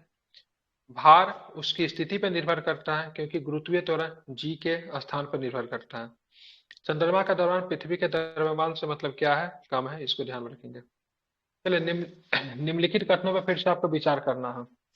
स्टेथोस्कोप एक चिकित्सा उपकरण है जिसका उपयोग शरीर के भीतर मुख्य रूप से हृदय या फेफड़ों से उत्पन्न होने वाली ध्वनि की सुनने के लिए किया जाता है। सही है सर। 10 हर्ट्ज से कम आवृत्ति की ध्वनि को अपश्रव मतलब इंफ्रासोनिक, कितने 20 के कहते हैं ना, ध्वनि की प्रबलता कोमलता उसके आयाम पर निर्भर करता है। तो इसको तो गलत हो गया ना, 10 नहीं होता, क्या होता है, 20 होता है। ठीक है, 1 और 3 है, ये 10 की जगह पे क्या होगा, 20 20 होगा, किलो ठीक है, ध्यान में रखेंगे, ठीक है। और ध्वनि की प्रबलता और कोमलता उनके आयाम पर निर्भर करती है, सही आयाम है, से। पिच हाँ, जिसको बोलते हैं, सही है ठीक है। सर। एस्टोटोस को चिकित्सा, जिसका एम्पलीट्यूड पे। एस्टोटोस को डॉक्टर लोग प्रयोग करता है हृदय के अंदर की हम्म चीज को सुनने के लिए, तो सही है। टॉर्च, सर्च लाइट, वाहनों के हेडलाइट में बल्ब लगा होता है, कैसा बल्ब लगा होता है, मतलब कहाँ कॉनकेव लगा लगा होता है? होता है, कॉनकेव बीच में बहुत अवतल। करीब टॉर्च, परावर्तक के सर्च फोकस लाइट और के वाहनों के हेडलाइट में ध्रुव और प्रवर्तक के वक्रता के फोकस के बीच बीच, केंद्र पर, परावर्तक के परावर्तक फोकस के के बहुत करीब, वक्रता परावर्तक के फोकस केंद्र और पर, वक्रता के बीच में, या फिर कहाँ पे, बताइए। वक्रता के केंद्र पर। और ठीक है, ध्यान रखिए, परावर्तक के फोकस के बहुत करीब लगा होता है, ठीक है। 61 का आंसर क्या है इसका, बी है, ठीक है। ध्यान रखें, अवतल दर्पण का उपयोग आमतौर पर टॉर्च, सर्च लाइट और वाहनों के हेडलाइट में शक्तिशाली अवतल। समानांतर प्रकाश पुंज प्राप्त करने के लिए किया जाता है। यहाँ बल्ब को परावर्तक के फोकस के बहुत करीब रखा जाता है, क्योंकि अपतित किरणें जो अवतल दर्पण के फोकस से होकर गुजरती है, परावर्तन बना के बना बाद दर्पण के मुख्य अक्ष के समानांतर गुजरती है, इसलिए बी इसका सही है, ठीक है। 62 नंबर क्वेश्चन देखिए, निम्नलिखित में से कौन सा, ठीक है, वोल्टेज का प्रतिनिधित्व करता है? यार न्यूटन। बताइए क्या होगा। निम्नलिखित में से कौन वोल्टेज का प्रतिनिधित्व करता है? भी तो बराबर किया आर गया होता है कार्य सर। बटे करंट गुने समय, क्या होगा? हम्म, वोल्टेज का मतलब क्या, किया गया कार्य, ठीक इनटू है। समय वोल्टेज का इंटू मात्रक क्या करंट, होता है? वोल्ट भी, होता ठीक है। है, ठीक है, मतलब किया गया कार्य बटे करंट गुने समय, ठीक है, इसका 62 का आंसर ए, ठीक है, ध्यान या रखेंगे। टी, ठीक आप विद्युत क्षमता को वोल्टेज के रूप में भी जानते हैं, ठीक है। वोल्टेज वाला है। क्या होगा, किया गया विद्युत कार्य, क्षमता, ऐसे, ठीक है, किया गया कार्य, करंट बटा करंट इंटू गुने टी, समय। ठीक डब्ल्यू है, टी बटे अपन आई, ठीक। करंट, या फिर करंट को हम लोग धारा भी बोल सकते हैं, धारा करंट एक ही होता है, ठीक है। और गुने क्या हिंदी होगा, होगा सर। समय, हाँ। ठीक है, समय। ध्यान रखेंगे। आगे चलेंगे, ठीक है। भारी स्थिर, भारी स्थिर नाभिक से प्रोटॉन की तुलना में अधिक न्यूट्रॉन होते हैं, यह तथ्य के कारण है कि, बताइए क्या होता है इलेक्ट्रॉन इसका मतलब? डिटैच होने के प्रोटॉन के माध्यम बीच से स्थिर प्रोटॉन वैद्युत में बल प्रतिकर्षी होते हैं, ठीक है। प्रोटॉन के बीच स्थिर वैद्युत बल क्या होते हैं, प्रतिकर्षी होते हैं, ठीक है। भारी स्थिर नाभिक में प्रोटॉन की तुलना में अधिक न्यूट्रॉन होते हैं, यह इस तथ्य के कारण है कि, ठीक है, प्रोटोनों के बीच स्थिर वैद्युत बल क्या होते हैं, प्रतिकर्षी होते हैं, ठीक है, ध्यान में रखना है। निम्नलिखित कथनों पर फिर से विचार करना है। उत्तल दर्पण का प्रयोग दंत चिकित्सक रोगी दांतों का प्रतिबिंब देखने में करते हैं, क्या बात सही है? ठीक है, उत्तल मतलब गलत है, उत्तल का नहीं कॉनकेव, अवतल का करते कॉनकेव हैं, ठीक होता है। है। हाँ, उत्तल। हाँ, ये ये जो तो कॉन्वेक्स गलत दिया। है।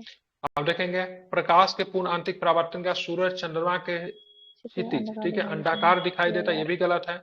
ऑप्टिकल फाइबर अपवर्तन के सिद्धांत पे काम करता है, तो ये भी गलत है। टोटल इंटरनल रिफ्लेक्शन होता है वो। अब बात करेंगे पहला बार गलत होने के कारण क्या है, तो ध्यान में रखिएगा, यहाँ पे उत्तल के जगह पे क्या होगा, अवतल होगा, ये सब बड़ा ठीक है, देखेगा तभी ना। अवतल। यहाँ पे प्रकाश के पूर्ण हम्म, आंतरिक परावर्तन के कारण नहीं होता, अंडाकार जो दिखाई देता है ना, प्रकाश के पूर्ण आंतरिक परावर्तन के कारण, अपवर्तन, अपवर्तन के कारण, किसके कारण, अपवर्तन होता है। अपवर्तन के कारण, ठीक है, अपवर्तन के कारण होता है, ठीक है, ध्यान रखिए। ऑप्टिकल फाइबर अपवर्तन के और ये सिद्धांत पे काम पूरा करता है, पूर्ण तो ये आंतरिक, भी गलत है, पूर्ण क्योंकि आंतरिक, किस पे काम करता है, ऑप्टिकल का सिद्धांत किस पे काम करता है? टोटल इंटरनल रिफ्लेक्शन, परावर्तन पूर्ण आंतरिक पे। ठीक है, ध्यान, ऑप्टिकल फाइबर पूर्ण आंतरिक परावर्तन के सिद्धांत पे काम, हाँ, पूर्ण आंतरिक परावर्तन के सिद्धांत पे काम करता है। ऑप्टिकल फाइबर पूर्ण आंतरिक परावर्तन के सिद्धांत पे काम करता है। अब अपवर्तन दे दिया, इसीलिए ये भी गलत, ठीक है, इसके सारे के सारे गलत हैं। लंबी दूरी के बेतार संचार के लिए आवश्यक तरंगे क्या है, रेडियो तरंग ठीक है, तो रेडियो तरंग क्या है, तो रेडियो ध्यान में रखेंगे तरंग। रेडियो तरंग, ठीक है, ध्यान में रखेंगे क्या है, तो रेडियो तरंग, ठीक है, ध्यान में रखना है। आगे चलेंगे, निम्नलिखित में से कौन सा चालकता घटने के क्रम में व्यवस्थित किया जाता है, तो क्या बताइए, कॉप चालकता सिल्वर, घटने के क्रम में, मतलब सिल्वर सबसे सबसे ज्यादा से सबसे सिल्वर कम में जाना कॉपर, है, तो सबसे ज्यादा किसका, सिल्वर का ही होगा, सिल्वर, सब सिल्वर से ज्यादा किसी का डी नहीं हो होता है, जाएगा सर। ठीक है, मतलब डी हो कॉपर, जाएगा, एक ही से डी हो पकड़ा जा जाएगा। रहा है, सबसे ज्यादा स्टील, सिल्वर, फिर कॉपर, फिर फिर एल्युमिनियम, कॉपर। फिर स्टील, ठीक है, फिर स्टील। ध्यान में यस रखेंगे। सर। अब सर्वाधिक विद्युत चालकता की बात करेंगे ना, सर्वाधिक विद्युत चालकता सिल्वर का चांदी ही चांदी होता है, ठीक है, यस ध्यान में सर। रखेंगे। किसी देश में आर्थिक विकास अनिवार्य रूप से होना चाहिए, यदि किसी देश की में आर्थिक विकास अनिवार्य रूप से होनी चाहिए, यदि देश में तकनीकी प्रगति हो, देश की जनसंख्या वृद्धि हो, देश में पूंजी निर्माण होता है, देश का निर्यात बढ़ रहा हो, क्या होगा? पूंजी जनसंख्या निवेश। वृद्धि। देश में नहीं, जनसंख्या वृद्धि होगा तो आर्थिक निर्यात विकास हो होगा कि उसका आर्थिक विकास निर्यात हो दत्त में चला जाएगा। पूंजी का निर्माण हो, ठीक है, देश में पूंजी का निर्माण होगा तो पता चलेंगे उसका आर्थिक विकास अनिवार्य रूप से हो रहा है, ठीक है, ध्यान रखेंगे। जनसंख्या ये निगेटिव थॉट है ये। निम्नलिखित में कौन सा कर है निम्नलिखित में से कौन कर आय में शेयरों में आवंटन का निर्णय करता है, क्या होगा? वित्त ठीक मंत्री। है, संसद करता है। निम्न में से कौन सा कर आय में, ठीक है, शेयरों के आवंटन का निर्णय करता है, ठीक है। निम्नलिखित कौन सा कर आय में शेयरों के आवंटन का निर्णय करता है? इसका आंसर लिया वित्त आयोग। वित्त आयोग होगा ना। नहीं, वित्त आयोग नहीं करती है, ठीक है, वित्त आयोग प्रस्ताव देती है, इसमें लिखा संसद वित्त आयोग की सिफारिशों पे विचार करती है, ठीक है। वित्त आयोग सिफारिश देगी, ठीक है। करेगा कौन? तो संसद ही करेगा, ठीक है, ध्यान में रखेंगे। आप चलेंगे 69 नंबर, ठीक है। निम्नलिखित में से कर लगाना कर हटाना ये काम संसद का ही है, ठीक है। निम्नलिखित में से, ठीक है, ध्यान रखें, निम्नलिखित में से कौन सा अर्थव्यवस्था की स्थिति में के लिए एक उपयुक्त शब्द है जिसमें आर्थिक गतिविधि धीमी हो रही है लेकिन मजदूरी और कीमतों में वृद्धि होती है? बताइए क्या होगा? मतलब यहाँ पे क्या होगा? यहाँ पे निम्नलिखित में से कौन अर्थव्यवस्था की स्थिति के लिए उपयुक्त शब्द है जिसमें आर्थिक गतिविधि धीमी हो रही है लेकिन मजदूरी और कीमतों में वृद्धि जारी है? बताइए क्या होगा? इसको मुद्रास्फीति जनित मंदी कहते हैं। क्या मुद्रास्फीति जनित क्या बोलते हैं? इसको मंदी बोलते हैं, ठीक है, ध्यान में इसको रखेंगे। किसी अर्थव्यवस्था में मुक्त बाजार का क्या अर्थ होता है? बताइए, मुक्त बाजार का मतलब क्या होता है? अधिकतम जिसमें सरकारी न्यूनतम न्यूनतम सरकारी हस्तक्षेप न्यूनतम हो। सरकारी हस्तक्षेप, न्यूनतम सरकारी हस्तक्षेप और न्यूनतम विनियमन, अधिकतम ये दोनों न्यूनतम। ठीक है। दोनों में, ठीक है। एक मुक्त बाजार अर्थव्यवस्था केंद्र सरकार के बजाय आपूर्ति और, ठीक है, मांग का कानून उत्पादन के श्रम को नियंत्रित करता है। कंपनी वस्तु और सेवाओं के उच्चतम मूल्य पर बेचती है, उपभोक्ता भुगतान करने को तैयार है जबकि श्रमिक उच्चतम मजदूरी कमाते हैं। कंपनियां उनकी सेवाओं के लिए भुगतान करने के लिए तैयार है, ठीक है। इसका क्या होगा? सी। क्रेडिट लाइन के संबंध में निम्नलिखित में से कौन सा कथन सही? श्रीलंका को भी हाल फिलहाल में क्रेडिट लाइन दिया गया था, क्या होता है क्रेडिट लाइन? कंपनी को यह एक पूर्व निर्धारित राशि जिसे बैंक उधार देने के लिए मतलब क्या होता है? सहमत हो जाता है, ठीक है, क्रेडिट लाइन इसको कहते हैं, ठीक है। चलेंगे आगे, ठीक है। निम्नलिखित में से कथनों पर विचार करना है। एक परमाणु द्रव्यमान इकाई एक द्रव्यमान इकाई है जो कार्बन के 12 के एक परमाणु द्रव्यमान के ठीक 1/8 के बराबर है, ठीक है। एक अणु को बनाने वाले परमाणुओं की संख्या को उसकी परमाणुता के रूप में जाना जाता है। बताइए कौन सही है? ठीक है, तो केवल एक सही है, ठीक है। इसका कौन सा गलत है? तो पहले का वाला गलत है, दूसरा का सही है, ठीक है। 1/12 होता है शायद। ठीक है, तो यहाँ पे लिखा हुआ है एक परमाणु, ठीक है, एक परमाणु द्रव्यमान एक द्रव्यमान इकाई जो कार्बन के 12 के एक परमाणु द्रव्यमान के ठीक है 1/8 के बराबर है। तो ये 1/8 के बराबर नहीं, क्या होगा? 1/12, 12। ठीक है। बाकी दूसरा सही है। निम्नलिखित में से कौन भौतिक परिवर्तन है? भौतिक परिवर्तन मतलब फिजिकल चेंज कौन सा है? लोहे की धातु का पिघलना। लोहे के धातु का पिघलना फिजिकल चेंज होगा। 3 और फिजिकल चेंज 4 किससे प्राप्त किया जाता है? 1 3 4 1 3 4 सही तीन है। है, तीसरा होगा सर। हाँ, तीसरा भी सही है, 1 3 4 चौथा भी सही है, पहला भी सही है। ये भी सही है। सही है, दूसरा उसको छोड़ दो। लोहे में जमाएंगे तो जंग फिर लगाना क्या लोहा केमिकल होगा? ये सर रासायनिक सही हो है। जाएगा तो फिर वापस नहीं ना आ सकता है सर। ठीक है, बिल्कुल ठीक है। लोहे की धातु का पिघलना, लोहे का क्षय का मुड़ना, लोहे का धातु का तार खींचना, ठीक है, ध्यान रखेंगे सबके सब क्या है?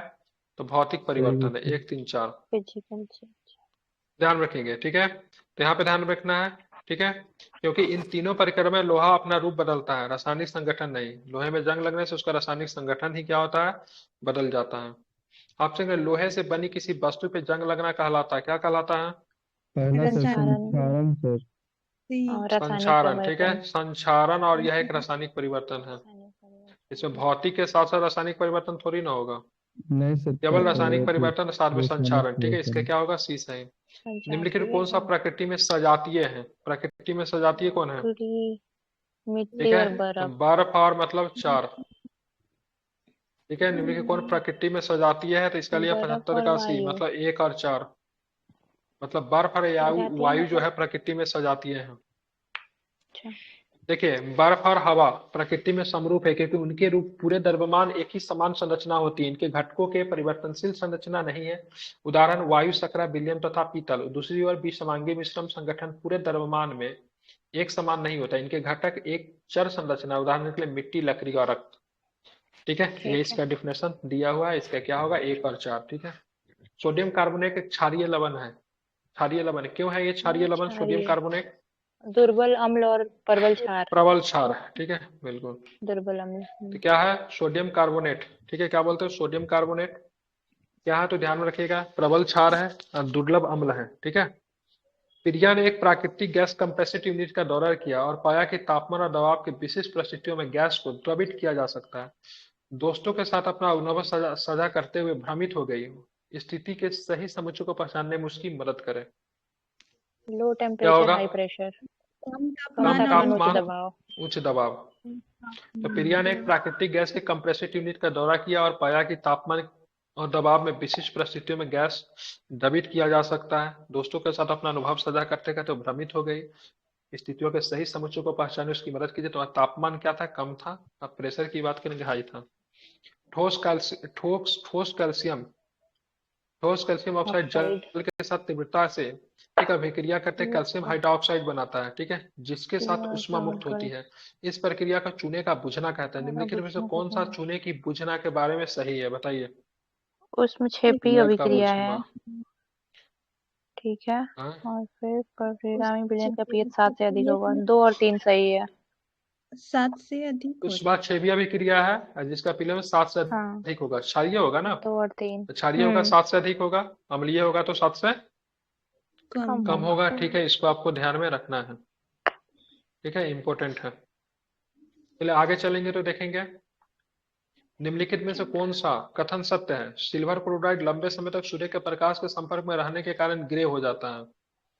सिल्वर क्लोराइड के अपघटन से सिल्वर का निर्माण होता है। सिल्वर क्लोराइड का ऊर्ध्वपातन हो जाता है। सिल्वर क्लोराइड के क्लोरीन गैस का अपघटन होता है। सिल्वर क्लोराइड का ऑक्सीकरण होता है। क्या होता है, इसका आंसर क्या होगा, तो केवल ए लिया है। ठीक है, सिल्वर क्लोराइड के अपघटन से सिल्वर का निर्माण होता है। क्या होता है, क्या होता है, सिल्वर क्लोराइड के अपघटन से सिल्वर का निर्माण होता है। ये आपका सही है। ठीक है, ध्यान रखें निम्नलिखित में से कौन सा कथन सत्य है।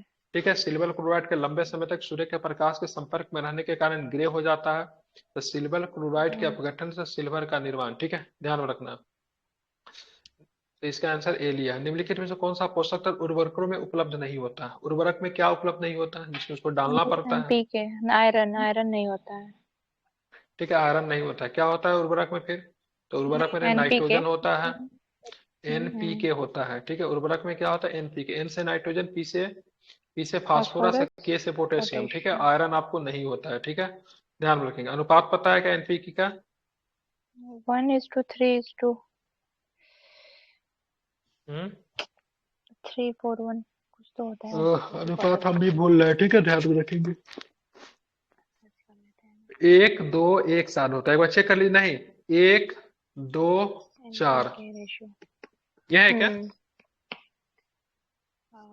चेक कर लीजिए एक बार एनपीके का रेशियो क्या होता है। ठीक है, लैंगिक जनन के फलस्वरूप बनने वाली संतति अधिक विविधता प्रदर्शित करती है। क्यों करती है, लैंगिक जनन के फलस्वरूप बनने वाली संतति अत्यधिक विविधता प्रदर्शित करती है।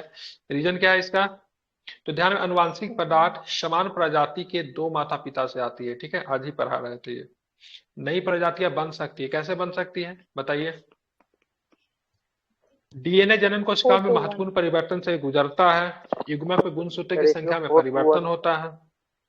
4:1 है, उल्टा पर लिख दिए क्या, 4:1 वही तो,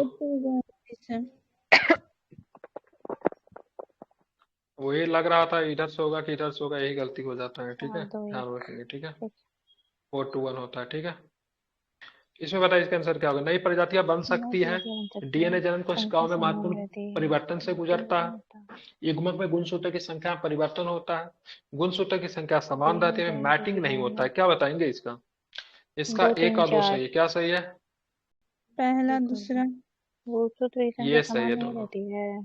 अच्छा, नई प्रजातियां, ठीक है।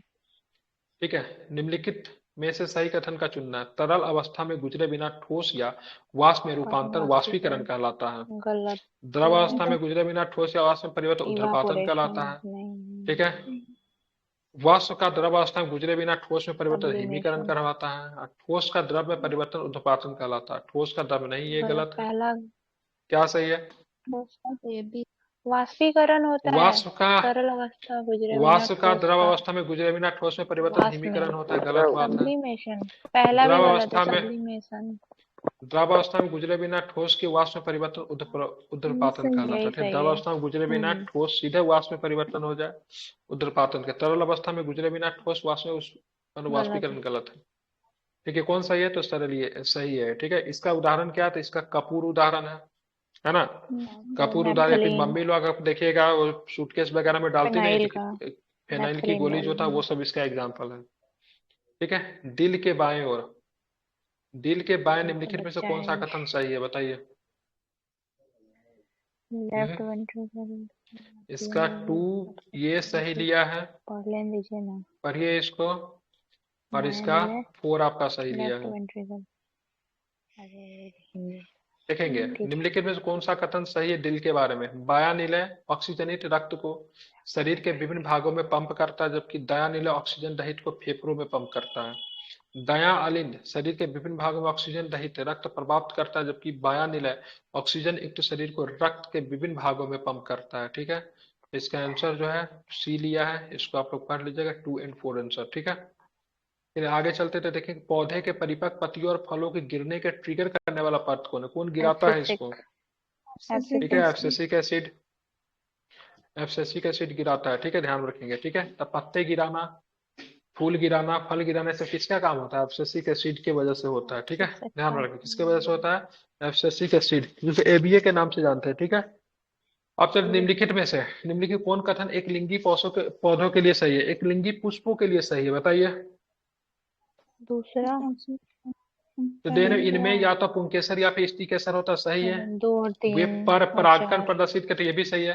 केवल पुंकेसर तो रखने 3 वाले एक 4 लिंगी फूल फल नहीं दे फल सकते। नहीं दे ठीक है, सकते। ध्यान में रखेंगे तो 2, 3, 4 इसका सही है। ठीक है, ध्यान रखें। पहला भाग इनमें पुंकेसर और स्त्री केसर दोनों होते तो नहीं, एक ही कोई या तो होगा। इनमें पुंकेसर होंगे या फिर एक तो या तो स्त्री केसर होंगे। बाकी पहला गलत है, बाकी तीनों के तीनों स्टेटमेंट आपका सही है। विकासवादी सिद्धांत के अनुसार एक नई प्रजाति का गठन आमतौर पर किनके कारण होता है? कई पीढ़ियों में विविधताओं का संचय। कई पीढ़ियों में, ठीक है, विविधताओं का संचय की वजह से होता है। Very good. खाद के बारे में सही वाक्य चुनिए। खाद के बारे में बताइए क्या होगा खाद के बारे में सही वाक्य? खाद में बड़ी मात्रा में कार्बनिक पदार्थ होते हैं, कम मात्रा में पोषक तत्व होते हैं। सही है। ये रेतीली मिट्टी के जल धारण क्षमता को बढ़ाता है। ठीक है, ये चिकनी मिट्टी के अतिरिक्त पानी के बाहर निकालने में मदद करता है।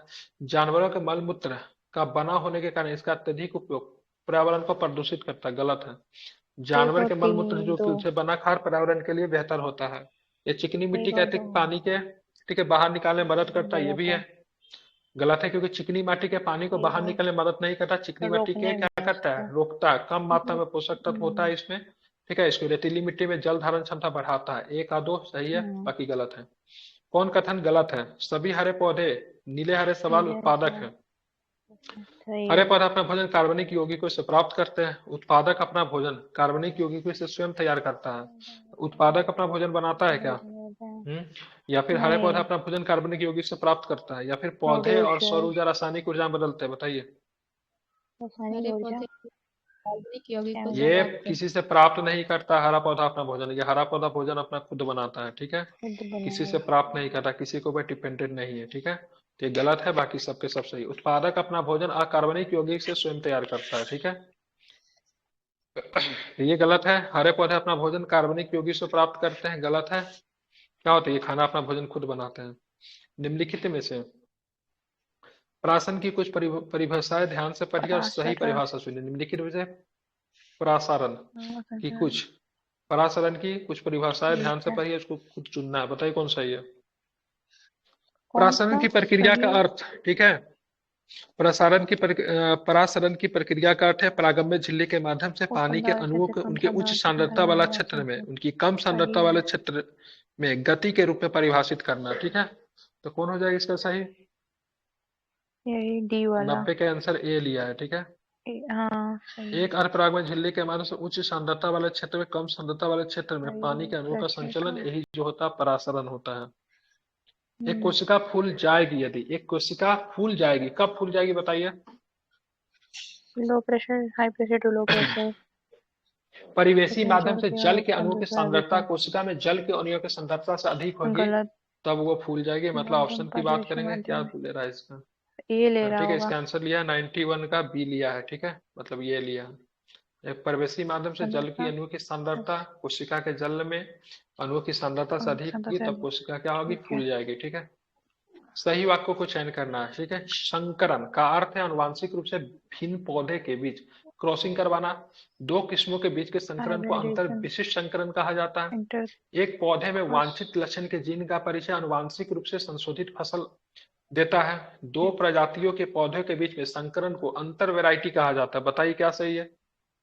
1 और 4 नहीं है, 1 और 3 हो जाएगा। इसका सही 1 और 3 सही, ये सही है और ये सही है। ठीक है, संकरण का आप आज ही पढ़ा रहे थे, अनुवांशिक रूप से भिन्न पौधों के बीच क्रॉसिंग करवाना है। एक पौधे में वांछित लक्षण के जीन का परिचय अनुवांशिक रूप से संशोधित फसल देता है, ये भी सही है। ठीक है, इसका कौन सही? 1 और 3 इसका सही है। ठीक है, ध्यान में रखेंगे। चलिए अब आते हैं, भारतीय महाद्वीप गोंडवाना भूमि का एक हिस्सा है। हिमालय का निर्माण पूर्ववर्ती थेसिस सागर के अभिनत से हुआ है। तो दोनों को दोनों स्टेटमेंट क्या है? सही सही है, है। क्योंकि हम लोग सही है। गोंडवाना लैंड का हिस्सा है। हिमालय का निर्माण किससे हुआ? थेसिस सागर के अभिनति से हुआ, ये भी सही है। 88 से। हिमाचल प्रदेश की कुल्लू घाटी में शीतकाल में बहुत हिमपात होता है, और शीतकाल में कुल्लू घाटी में पश्चिमी विक्षोभ की आर्द्रताधारी पवन आती है। बताइए क्या सही है? तो दोनों ही दोनों को दोनों ठीक है। सही है। ठीक है, कुल्लू मनाली तो सही इसीलिए ही है। जाते हैं ना, स्नोफॉल को एंजॉय करने के लिए। ठीक है, दोनों को दोनों सही है। ठीक है, ध्यान रखिए, शीतकाल में कुल्लू घाटी में, ठीक है, पश्चिमी विक्षोभ की आर्द्रताधारी पवन आती है, ये भी सही है। जाता है। मितालना है, मिलाना है, मिलाइए। लोनार की बात करेंगे तो क्रेटर झील का एग्जाम्पल है लोनार। क्रेटर ठीक है, लेक है। सही है, कोई दिक्कत नहीं है। ठीक है, भीमताल तो क्या इसका आंसर होगा? विवर्तनी की ए का भीमताल भीमताल के अष्टमुदी किसका होगा? लैगून है। विवर्तनिका का नगा। ठीक है, बी का बी का 1 वन है। होगा, अष्टमुडी लैगून हो जाएगा। तो गोहना की बात करेंगे गोहना तो भूस्खलन। भूसंचलन हो जाएगा। मतलब क्या हो जाएगा? ये भूस्खलन। ध्यान में रखना है। ठीक है, एक बार फिर से इसको पढ़ लीजिए, इंपॉर्टेंट है। 1 अगर पूछा जाएगा भीमताल की भीमताल बात करेंगे, विवर्तनिक, विवर्तनिक का मतलब क्या? टेक्टोनिक। Tectonic plates. क्या होता है? क्या बोलते हैं? टेक्टोनिक। टेक्टोनिक्स। अष्टमुडी की बात करें, लैगून होता है। और लैगून झील होगा, क्या होगा? समुद्र के जल का कुछ भाग से निर्माण होता है, पार्ट से अलग होगा। नमकीन होगा पानी। गोहना की बात करें, भूसंकलन, भूसंकलन के लैंडस्लाइड लैक्स होता है। और उसके बाद बात करेंगे क्रेटर, क्रेटर का मतलब क्या है? ज्वालामुखी वाला। क्रेटर। ध्यान में रखेंगे। ठीक है, अब चलेंगे निम्नलिखित कथनों पर फिर से विचार करना। जम्मू कश्मीर के शासित प्रदेश में अवस्थित बुलर झील भारत में मीठे पानी की सबसे बड़ी झील है। इसका निर्माण हिमीकरण की प्रक्रिया के द्वारा हुआ है। तीस्ता नदी का उद्गम मणिपुर में अवस्थित, ठीक है, तसोंगमो झील से होता है। ढेबर झील उदयपुर में अवस्थित मीठे पानी की झील है, जिसमें गोमती नदी में इसकी सहायक नदियों की जलापूर्ति होती है। बताइए कौन सही है?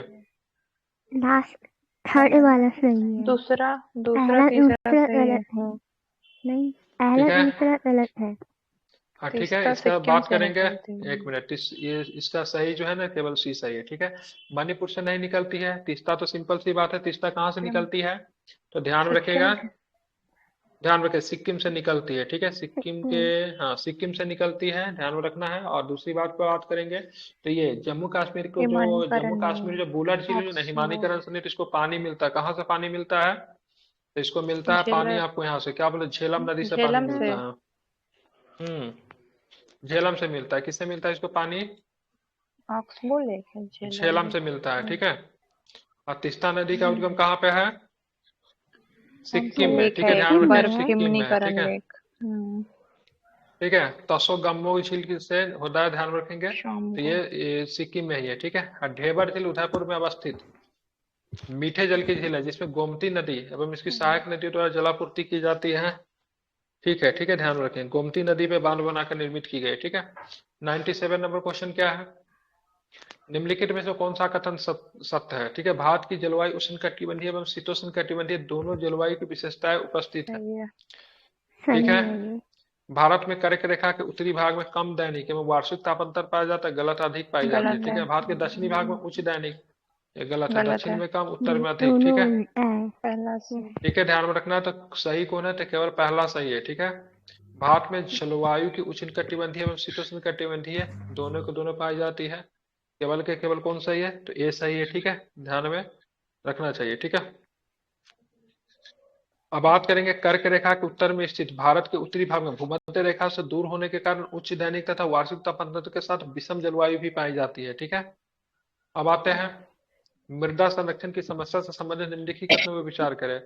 उच्च ढालों की भूमि की जुताई, अपर्दनग्राही ढालों पर समुच्च जुताई, कृषि की पटीदार विधि स्ट्रिप फार्मिंग। ठीक है, अब पहाड़ी और पठार प्रदेशों में पशुधन की संख्या को नियंत्रित करना। वन तो ऑप्शन नियंत्रित वन करने से क्यों तो होगा? नहीं होगा। ठीक है, ध्यान रखो, नियंत्रित करने से नहीं होगा। ठीक है, ये अति पशुचारण की वजह से होता है। ठीक है, तो यहाँ पे नियंत्रित लिखा हुआ है, समझ रहे हैं ना? तो नियंत्रित करने यस से नहीं सर। होगा। नियंत्रित अगर करेगा तो अच्छा है, गुड सेंस में है। ठीक है, अनियंत्रित होने की वजह से अति पशुचारण की वजह से हो रहा है। ठीक है, ध्यान रखेंगे। पशु क्या करते हैं? घास वगैरह खा जाते हैं, क्योंकि मृदा को पकड़ के रखता है, इसके वजह से समस्या उत्पन्न होती है। कलकत्ता बंदरगाह भारत का एकमात्र नदी बंदरगाह है, गलत है। एकमात्र प्रमुख है। ठीक है, ध्यान रखेंगे। नदी है, बंदरगाह सही है। ठीक है, सही है, प्रमुख, एकमात्र प्रमुख, बिल्कुल। ठीक है, कोची का बंदरगाह सही है। वेलिंगटन द्वीप पे अवस्थित है। कोची, वेलिंगटन द्वीप। ठीक है, जय महाराष्ट्र में 3 प्रमुख बंदरगाह है। अब मुंद्रा बंदरगाह भारत के निजी महाराष्ट्र क्षेत्र में का बंदरगाह है। ठीक है, ध्यान में रखेंगे। 6 तो इसका सही है। 1 2 4 सही है। ठीक है, महाराष्ट्र में 3 1 गलत 2 दिया है। 4 2 ये सही है, ये सही, ये सही है। महाराष्ट्र में ठीक है, 2 है क्या? बात करें महाराष्ट्र में कितने बंदरगाह? 2 प्रकार के बंदरगाह, मुंबई बंदरगाह है। ठीक है, एक जवाहरलाल नेहरू और एक बंदरगाह है। मुंबई ठीक है, हाई जिसको नुहान सेवा के नाम से नेवा भी सेवा। जानते हैं। ठीक है, तो 2 है। ठीक है, अब वेलिंगटन द्वीप की बात करेंगे तो यहाँ से एक नेशनल हाईवे निकलती है जिसका नाम है 47A, जो कि इंडिया का सबसे छोटा, जो इंडिया का सबसे छोटा क्या है? नेशनल हाईवे है, 47A के नाम से जानते हैं। ठीक है, जो कि वेलिंगटन द्वीप पे स्थित है। ठीक है, मुंद्रा बंदरगाह भारत के निजी क्षेत्र का बंदरगाह है। बिल्कुल, मुंद्रा बंदरगाह कहाँ पे पड़ता है? गुजरात में पड़ता है। ठीक है, कहाँ पे पड़ता है? अडानी पोर्ट। गुजरात में, वेलिंगटन अडानी पोर्ट द्वीप के कहाँ नाम से है? इसको जानते मुंद्रा हैं। वेलिंगटन द्वीप केरल में है। ठीक है, कहाँ पे है? केरल में है। ठीक है, केरल ध्यान में। रखेंगे। ठीक है, यहाँ से सबसे छोटी नेशनल हाईवे निकलती है 47A। ए ठीक है, अब आगे चलेंगे। ठीक है, अल नीनो के दौरान निम्नलिखित में से कौन सी परिघटना घटती है? भूमध्य भूमध्य समुद्री देखिए, जल के वाष्प में वायुमंडलीय परिसंचरण में विकृति होती है, समुद्री जल के वाष्पन पे अनियमितता होती है। ठीक है, प्लवक की मात्रा में वृद्धि होती है।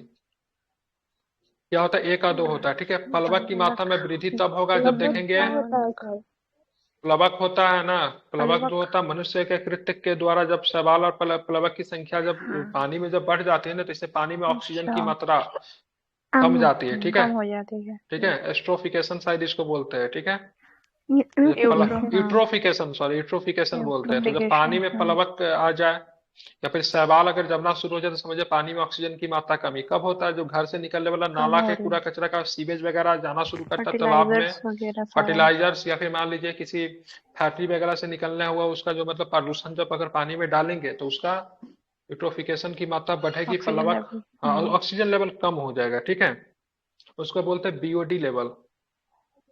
Yes sir. बीओडी, यस कितना होनी चाहिए? बीओडी। जितना कम रहेगा ना उतना अच्छा है। ठीक है, ये 5 के आसपास अगर है तो अच्छा है। ठीक है, प्रदूषित जल में 17 से ज्यादा होता है। 5 PM 17 PM, ppm होता है, ppm। बीओडी निम्नलिखित कथनों पर विचार करें। जेट प्रभाव केवल उत्तरी गोलार्ध में होते हैं, केवल उच्च चक्रवाती केंद्र ऐसा में। नहीं ठीक है, गलत है। पहला क्वेश्चन पूरा सुनिए।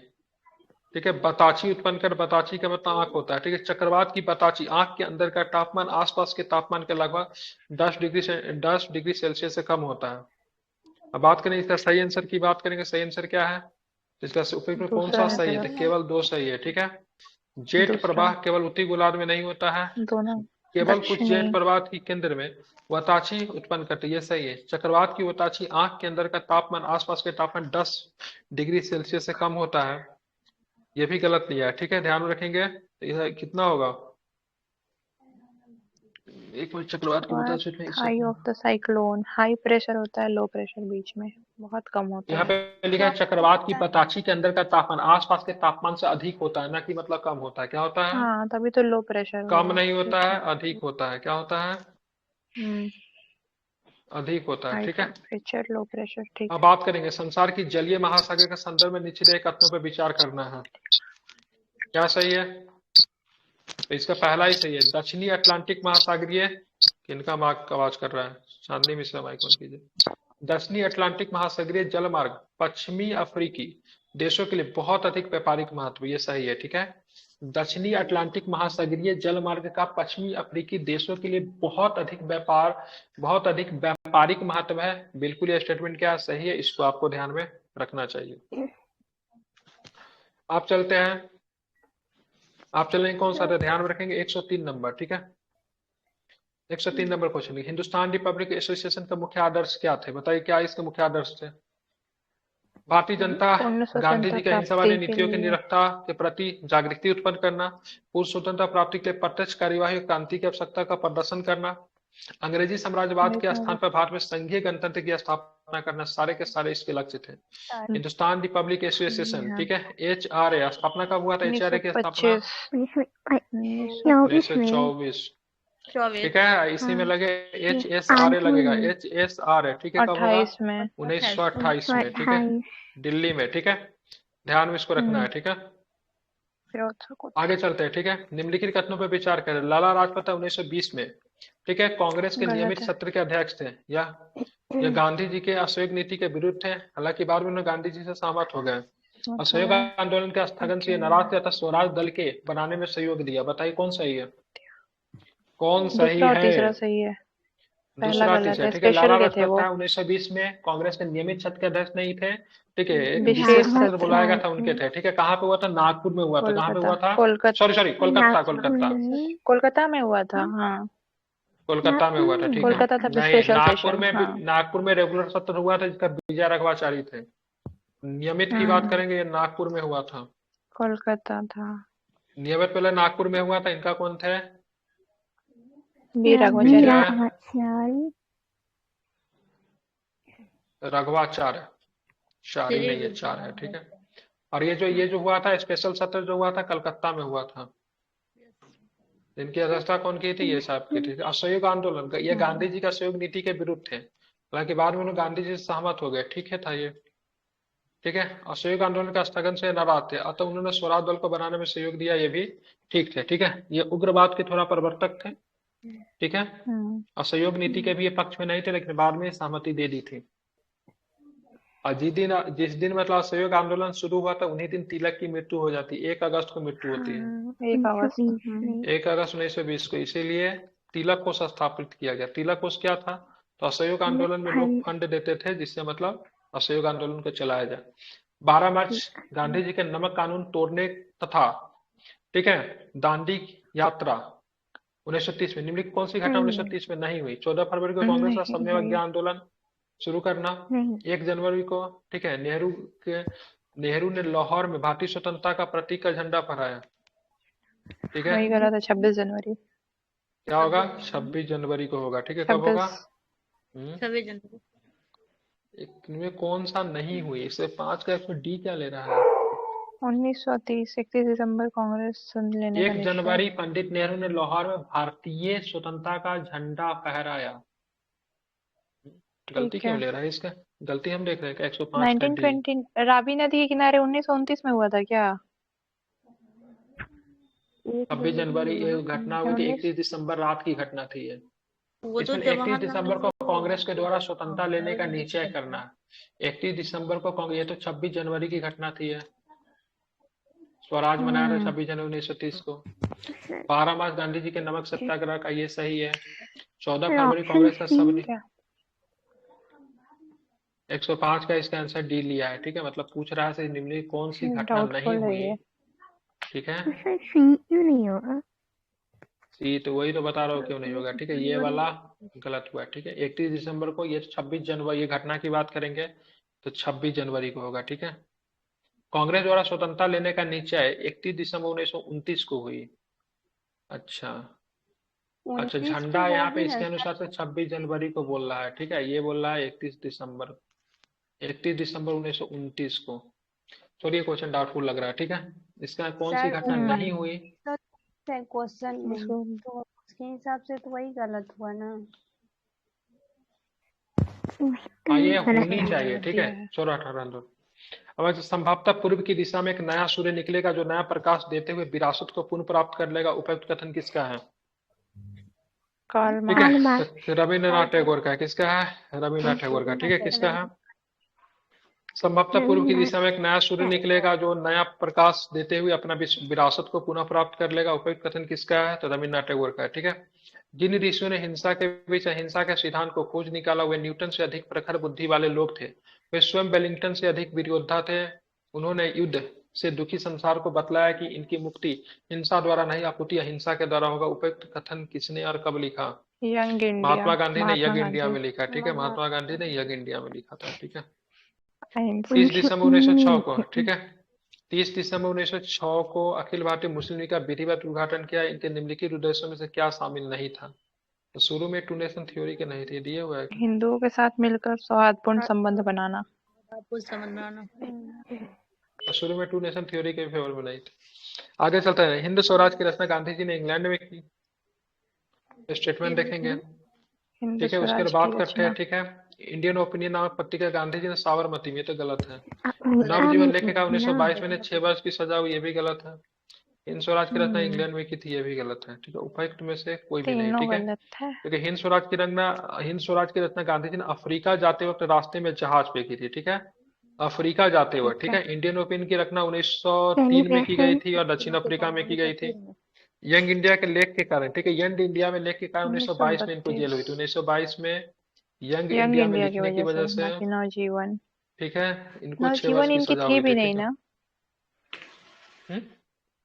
नवजीवन बुक नहीं था नवजीवन इनका। नव नवजीवन में लेखक ने कहा।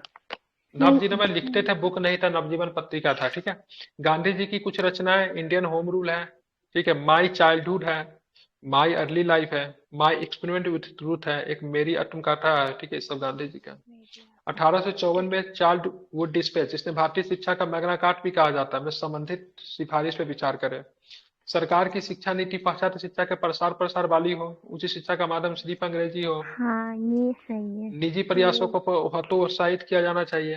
ठीक है, ठीक है, तकनीकी एवं व्यावसायिक विद्यालयों की स्थापना पर भी ये सही है, ये सही है। 1 3 ये 1 2 1 2 4 3 क्या सही लिया इसका? 110 का बी, 1 और 4। आंसर उच्च गलत। शिक्षा का उच्च शिक्षा माध्यम नहीं, सिर्फ सारे अंग्रेजों में शिक्षा हो। था। हेलो हम्म। लैंग्वेज सर अंग्रेजी में तो था ना। अंग्रेजी उच्च शिक्षा का माध्यम है, परंतु देसी भाषाओं को भी प्रोत्साहित दिया जाए। ठीक है, इसमें ये लिखा हुआ। हालांकि यहाँ पे उच्च शिक्षा जो था मेनली जो था अंग्रेजी में था, और जो नीचे के बच्चों का शिक्षा था तो वर्नाकुलर लैंग्वेज में देना जाना था। हालांकि इसको भी गलत ले लिया। 1 4 इसका सही लिया। बारडोली आंदोलन से संबंधित घटनाओं पर विचार करना है। गुजरात के सूरत जिले में बारडोली तालुका में 1928 में किसानों ने लगान न देने के आंदोलन से 1928 गलत है, 1918 हो जाएगा। बारडोली में लगान की दर 35% तक बढ़ा दी गई, ये बात करेंगे। ठीक है, ध्यान रखेंगे। बारदोली सर 35 खेड़ा था ना प्रतिशत। 18 में। सर खेड़ा था वो 18 में। बारदोली तो 1928 ही था। अच्छा, ये ठीक है। हाँ यस। निम्नलिखित सही और ये सही है। सही, एक सही है। बढ़ी लगान किसानों को विरोध का बलम, ये तीसरा। सही है। ठीक है, ठीक ठीक ठीक, 1 3 सही। ठीक है, ध्यान रखेंगे। ठीक है, और ये 35% नहीं होगा। ठीक है, मील स्ट्राइक 22% होगा। ठीक है, 22%। 22 में बारडोली में लगान की कीमत की बात करेंगे, 22% बढ़ा दी गई। ठीक है, ध्यान में रखना है। ठीक है, और ये घटना बारडोली 1928 की है। ठीक है, मेरे दिमाग में खेरा चल रहा था 18। चलिए, लॉर्ड हार्डिंग ने नया कानून बनाया, सभी सार्वजनिक पद पर खुली प्रतियोगिता से भरे जाएंगे जिसमें अंग्रेजी ज्ञान की प्राथमिकता मिलेगी। 1844 में सरकारी नौकरी के लिए अंग्रेजी शिक्षा अनिवार्य कर दी गई। भारत में लंदन विश्वविद्यालय की तरह कलकत्ता, बम्बई, मद्रास एवं दिल्ली में ये विश्वविद्यालय सही है। बताना कौन सा सही है? हार्डिंग के टाइम पे नहीं था, कैनिंग के टाइम पे था।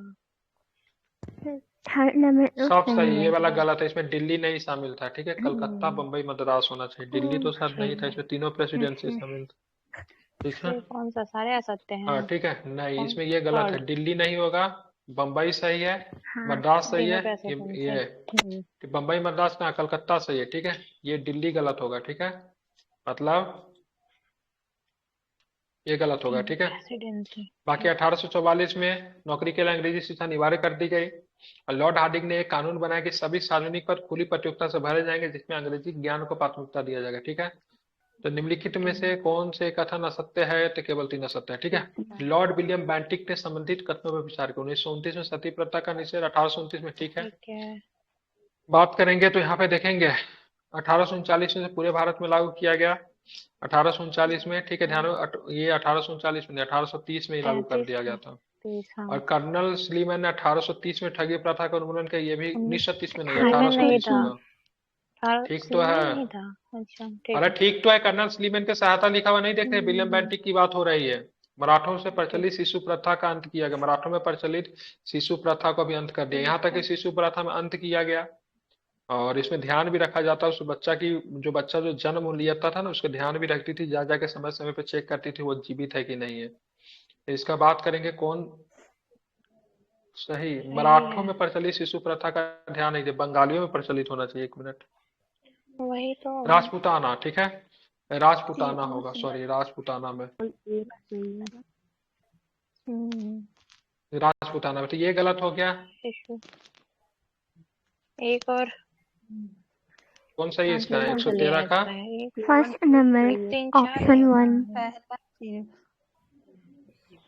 यहाँ ऑप्शन है विलियम बेंटिक की बात। हाँ, ठीक है। 1930 होगा। अरे कर्नल स्लीमन सही है, उस साल गलती लिखा हुआ है, साल में क्या होगा कर्नल स्लीमन के जगह पे? 1830 होगा। ठगी प्रथा का दमन कर्नल स्लीमन के सहायता से, ठीक लिखा हुआ है। हाँ 1830 में हुआ था। ठीक है।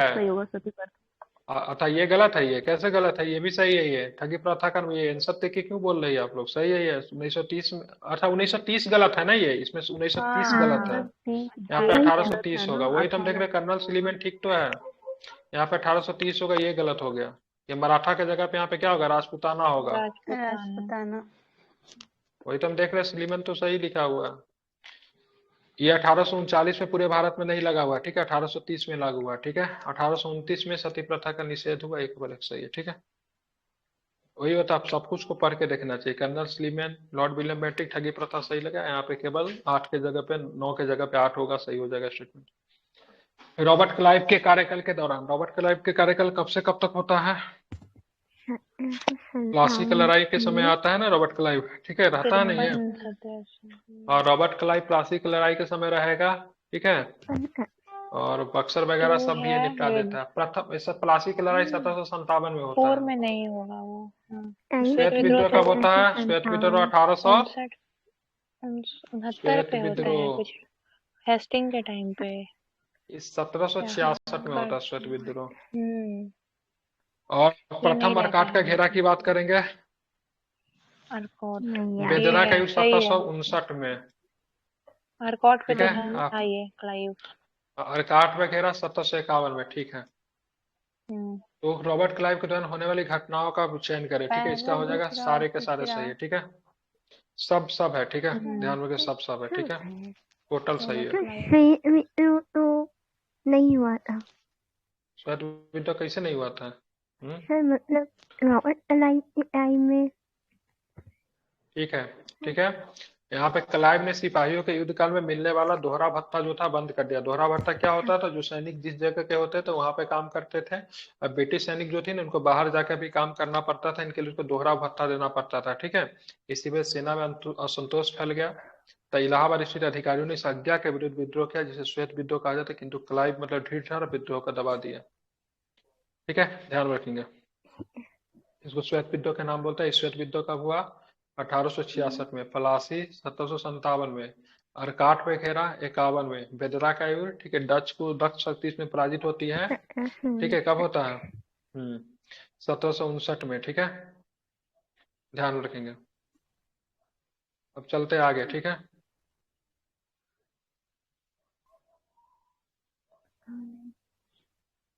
ये कर्नाटक के युद्ध के समय में हुआ था ना। अब चलते हैं, जो कि कर्नाटक का युद्ध कौन है? 1746 से लेकर 1748 के बाद कौन हुआ था? कौन से युद्ध में हुआ था? अर्काट पे अधिकार जो किया था। कर्नाटक वॉर। क्लाइव के महत्वपूर्ण कार्य में प्रथम अर्काट का घेरा, जिसमें उसने अपने रन के असर से फ्रांसीसियों की योजना में पानी फेर दिया और मोहम्मद अली को कर्नाटक का नवाब बना दिया। अच्छा, चलते हैं 115 नंबर क्वेश्चन पढ़िए, ठीक है। लॉर्ड डलहौजी से संबंधित कथनों पर विचार करें। इसने भारत में रेलवे का जनक माना जाता है, ठीक है। 1850 में हरवा गया बघाट। बघाट मध्य प्रदेश में था? गलत है। मध्य प्रदेश में नहीं था बघाट, हिमाचल प्रदेश में बंगाल था। में। हिमाचल में था, ये गलत है। नागपुर के राजा अप्पा साहिब की मृत्यु में राज्य हड़पा गया, ठीक है, तो ध्यान में रखेंगे। इसका जो है ये भी गलती है, तीसरा नंबर गलती है। नागपुर के राजा अप्पा साहिब के बाद मृत्यु के बाद राज्यों को नहीं हड़पा गया था। नागपुर का राजा कौन था? अप्पा साहब जो था सतारा के राजा थे। अप्पा साहब कहाँ के राजा था? सतारा का राजा था, न कि नागपुर का, ठीक है। वाजिद अली सिंह सतारा के नवाब थे। सब गलती कर रहे। वाजिद अली सिंह गलत सतारा है। के नवाब नहीं थे, वाजिद अली सिंह अवध के नवाब थे। अवध के नवाब थे। डलहौजी ने 1856 में कलकत्ता का स्थापना, मेरठ में सेना के तोपखानों का मुख्य छावनी, ये सही है। और 1 और 5 सही है, ठीक है। पांचवा, ठीक। बाजिद अली शाह जो था अवध के नवाब था। इसे राज्यों को कुशासन के अप्पा आधार पर साहिब। मिला लिया गया था। अप्पा साहिब सतारा का राजा थे, ठीक है। हम्म। ध्यान में रखें, अप्पा साहिब कहाँ का राजा थे? सतारा का राजा था, ठीक है। ठीक है, बात करेंगे 1848 में सतारा। अब भारत में अगर पहला अगर बोलेगा ना, पहला अगर मतलब इंजीनियरिंग का कॉलेज क्या मिलाया होगा, तो ध्यान में रखेंगे पहला इंजीनियरिंग कॉलेज रुड़की हो जाएगा, ठीक है। रुड़की। जिसकी नींव रखी थी 1847 में, ठीक है। Lieutenant Roorkee. Governor sir Thomson के द्वारा रखी गई थी, ठीक है। इसको जानते थे Thomson College of Civil Engineering के नाम से जानते थे 1847 में। अब आगे देखेंगे, प्रथम कारखाना अधिनियम भारतीय राष्ट्रीय कांग्रेस की स्थापना के बाद आया, ठीक है। गलत है, पहले आ गया था, 1881 में ही आ गया था। 1885 में कांग्रेस की स्थापना हुआ। सर विलियम हंटर के सत्ता में 1882 में शिक्षा आयोग की गठन हो गई, ठीक है। ये लॉर्ड डलहौजी ने कहा मेरा मूल्यांकन मेरे कार्यों से करना, मेरे शब्दों से नहीं, ठीक है। तो कौन सा सही है? कहा था। ये स्टेटमेंट गलत है, ये भी गलत है, केवल 2 सही है। ये स्टेटमेंट किसका है? रिपन ने बोला था। किसने कहा था? रिपन। हंटर ठीक है, ध्यान रखेंगे। 1840-48 में था। हंटर आयोग 40-48 में होगा। जो एजुकेशन वाला था 82 में था, ठीक है। अच्छा। विलियम हंटर के स्थान में हंटर कमीशन बताएगा 1882 में, ठीक है। जिसका उद्देश्य चार्ल्स वुडस्पेस जो 1854 में जो शिक्षा सुधारों का जो था उसी का मूल्यांकन करना था। और प्रथम कारखाना अधिनियम जो था 1881 में रिपन के समय, दूसरा जो था 1891 में आया था। इसका केवल 2 सही है। हिमालय के बारे में निम्नलिखित में से कौन सा कथन सही है? तो हिमालय के अग्रभ्रंश हिमालय के तिब्बत से अलग करते, ये सही जो है, ठीक है, सही नहीं है। बाकी सारे के सारे स्टेटमेंट सही। ये नए बलन पर भी थे, सही है। ये भू अवनतिक चट्टाने, ये भी सही। सिंधु सतलज हिमालय की पूर्ववर्ती अफवाह की नदी, ये भी सही है। हिमालय के अग्रभ्रंश, ठीक है, हिमालय का तिब्बत से अलग करते, ये गलत है, ठीक है, ध्यान रखेंगे। और अग्रभ्रंश किसे करते हैं, ध्यान रखेंगे। तो यहाँ पर हिमालय के अग्रभ्रंश शिवालिक को भारत के उत्तरी मैदान से अलग करता है, शिवालिक हो जाएगा, ठीक है। यहाँ पे क्या दिया? यहाँ आपको हिमालय दिया इसलिए गलत है, तिब्बत दिया इसलिए गलत है। जबकि ट्रांस या परा हिमालय, ठीक है, हिमालय से, ठीक है, ये जबकि ट्रांस या परा हिमालय बृहद महान हिमालय से अलग होता है, ठीक है। इसलिए शुष्क पर्णपाती वनों के संदर्भ में विचार कीजिए, क्या सही है? तो यह वन उन क्षेत्रों में पाया जाता है जहाँ पे 70 से 100 सेंटीमीटर वर्षा होती है। शुष्क ऋतु शुरू होने से शुष्क पर्णपाती वनों के पत्ते झड़ जाते हैं, घास के मैदान नग्न हो जाते हैं। तो दोनों को दोनों क्या है? सही है, दूसरा गलत है। दोनों सही है, ठीक है। ध्यान में रखेंगे, जैसे ही मतलब शुष्क ऋतु शुरू होता है, शुष्क पर्णपाती वृक्षों के पत्ते झड़ जाते हैं और घास के मैदान में नग्न पेड़ खड़े रहते हैं, ये भी सही है, ठीक है। कहाँ पे मिलता है ऐसा मैदान? उत्तर प्रदेश और बिहार के मैदानों में पाए जाते हैं, ठीक है। आप चलते 119 नंबर क्वेश्चन। उत्तरी मैदान के संदर्भ में निम्नलिखित कथनों पर विचार करना। उत्तरी मैदान सबसे अधिक भाग पुरानी जुलोन मीटा से बना हुआ है, ठीक है, ध्यान में रखेंगे, ठीक है। उत्तरी मैदान के बांगर क्षेत्र में मृदा में चूनेदार निक्षेप पाए जाते हैं। उत्तरी मैदान के बाढ़ वाले मैदानों में नए तथा निक्षेप मृदा खादर पाए जाते हैं, सारे के सारे सही है। हम लोग ऑलरेडी नदी वाला चैप्टर पाया जाता है। नया मृदा को खादर बोलते हैं, पुराना मृदा को बांगर के नाम से जानते हैं, ठीक है। उत्तरी मैदान का सबसे अधिक भाग पुरानी जलोढ़ मृदा से भी बना हुआ है। बाढ़ के साथ जो मृदा है वो खादर होगा। भूकंप के संदर्भ में निम्नलिखित कथनों पर विचार करें। विश्व का अधिकतर भूकंप स्थल मंडल के सीमा के आसपास घटित होता है। असम, हिमाचल प्रदेश और बिहार भारत के कुछ सबसे अधिक भूकंप प्रवण राज्य है। बताइए क्या सही है? तो दोनों को दोनों सही है, ठीक है। असम, हिमाचल प्रदेश, बिहार भारत के कुछ सबसे अधिक भूकंप प्रवण राज्य है, ठीक है। विश्व का अधिकतर भूकंप स्थल मंडल के सीमा के आसपास घटित होती है। विषय बिहार में जो भूकंप आया था 1934 का भयावह भूकंप था, ठीक है। भारत के, ठीक है, कृषि गणना के संदर्भ में निम्नलिखित कथनों पर विचार करने हैं। भारत में प्रत्येक 5 वर्ष में इसका आयोजन किया जाता है। कृषि गणना केंद्रीय क्षेत्र की योजना के रूप में आयोजित की जाती है, जिसके अंतर्गत राज्य के शासित प्रदेश में 100% वित्तीय सहायता प्रदान होती है। दूसरा गलत है। ठीक है, सही चयन करना है, दोनों को दोनों सही है। ठीक है, तो कृषि गणना की बात करेंगे। भारत में प्रत्येक 5 वर्ष में इसका आयोजन किया जाता है। कृषि गणना केंद्रीय क्षेत्र की योजना, केंद्र का योजना के रूप में आयोजित की जाती है, जिसके अंतर्गत राज्यों, केंद्र शासित प्रदेशों को, ठीक है, राज्यों केंद्र शासित 100% वित्तीय सहायता प्रदान की जाती है केंद्र के द्वारा। सही है। भारत में भौम जल मतलब ग्राउंड वाटर का सर्वाधिक उपयोग करने वाले राज्य की बात करेंगे, कौन है? पंजाब। तो पंजाब, हरियाणा, ठीक है, राजस्थान और तमिलनाडु। ठीक है, ध्यान रखेंगे। इनमें सबसे अधिक ग्राउंड वाटर से मतलब क्या होता है? सिंचाई वगैरह का काम होता है। ठीक है, निम्नलिखित समूहों का पश्चिम से पूरब की ओर सजाना है, सजाइए। पूरब से ठीक है, तो पश्चिम। सबसे पहले गारो, खासी, जयंतिया, नागा होगा। गारो, खासी, जयंतिया, नागा। ठीक है, ध्यान रखेंगे। ठीक है, गारो, खासी, जयंतिया, नागा। ठीक है, अबरक के लिए कौन सा जाना जाता है? अबरक कोडरम। बॉक्साइट के लिए कौन जाना जाएगा? बॉक्साइट के लिए साइड के लिए बॉक्साइट। मिलान नहीं करना, चुनना है। ठीक है, बॉक्साइट के लिए लोहरदगा सही, अबरक के लिए कोडरमा कोडरमा। सही है। ठीक है, और कोयला के लिए झरिया सही कोयला है। झरिया। ठीक है, कोई दिक्कत नहीं है। ठीक है, कोयला झरिया को, धनबाद को कोयला नगरी के नाम से भी जानते हैं, ये भी ध्यान रखिएगा। अबरक कोडरमा में मिलता है। बॉक्साइट की बात करेंगे, लोहरदगा में मिलता है। ठीक है, याद रखिएगा। ठीक है, रानीगंज, झरिया, बोकारो, गिरिडीह, कनपुरा, ये सब के सब क्या कोयला का महत्वपूर्ण क्षेत्र है। कोयला। झारखंड, बंगाल के क्षेत्र में ये सब मिल जाएगा आपको, सब आसपास में ही है। 125 नंबर क्वेश्चन, निम्नलिखित में से दक्षिण पूर्व, ठीक है, दक्षिण पूर्व एशिया के स्थित बोर्नियो द्वीप के संदर्भ में निम्नलिखित कथनों में से कौन सा सही है? यह 3 देशों से विभाजित है। ठीक है, बिल्कुल ये ठीक है। इसकी उत्पत्ति ज्वालामुखी निक्षेप के द्वारा हुई थी, ये गलत है। ठीक है, तो बोर्नियो द्वीप 3 देशों पे, ठीक है, मलेशिया, इंडोनेशिया, बुर्नई। क्या हो जाएगा फिर से बताइए? ठीक है, मलेशिया, मलेशिया, इंडोनेशिया, ब्रुनई। ठीक है, मलेशिया, इंडोनेशिया, बुर्नई। ठीक है, और इसका निर्माण गोंडवाना लैंड से अलग होने के पश्चात उत्तर और इसका निर्माण गोंडवाना लैंड से अलग होने के पश्चात उत्तर की ओर प्रभावित भूपर्पट्टी के टुकड़ों से हुआ है। ठीक है, न कि ज्वालामुखी निक्षेप से हुआ है। भूपर्पट्टी के टुकड़ों से इसका निर्माण हुआ। 3 देशों से मिला हुआ है, तो मलेशिया है, इंडोनेशिया है, बुरुनई है। ठीक है, ध्यान में रखेंगे। इंडोनेशिया, ये पूछ सकता है, इंपोर्टेंट है इसलिए लिख दिया हूँ। ब्रुनई। ठीक है, आप चलेंगे लद्दाख क्षेत्र के संदर्भ में नीचे दिए कथनों पर विचार करें। लद्दाख घाटी सरपट तथा, ठीक है, फ्लापर के उपवन देखे जाते हैं। ठीक है, यहाँ के अधिकांश लोग हिंदू या तो जैन हैं। लद्दाख क्षेत्र मौठ बटवाटे परंपरा गोम्पा के साथ स्थित है। बताइए क्या सही है? 1 और 3। 1 और 3 सही है। ठीक है, यहाँ के अधिकांश लोग या तो हिंदू या फिर बौद्ध, गलत है। ठीक है, यहाँ पे अधिक लोग बौद्ध मिलेंगे या फिर मुसलमान है, और 2 धर्म है। ठीक है, बौद्ध प्लस मुसलमान।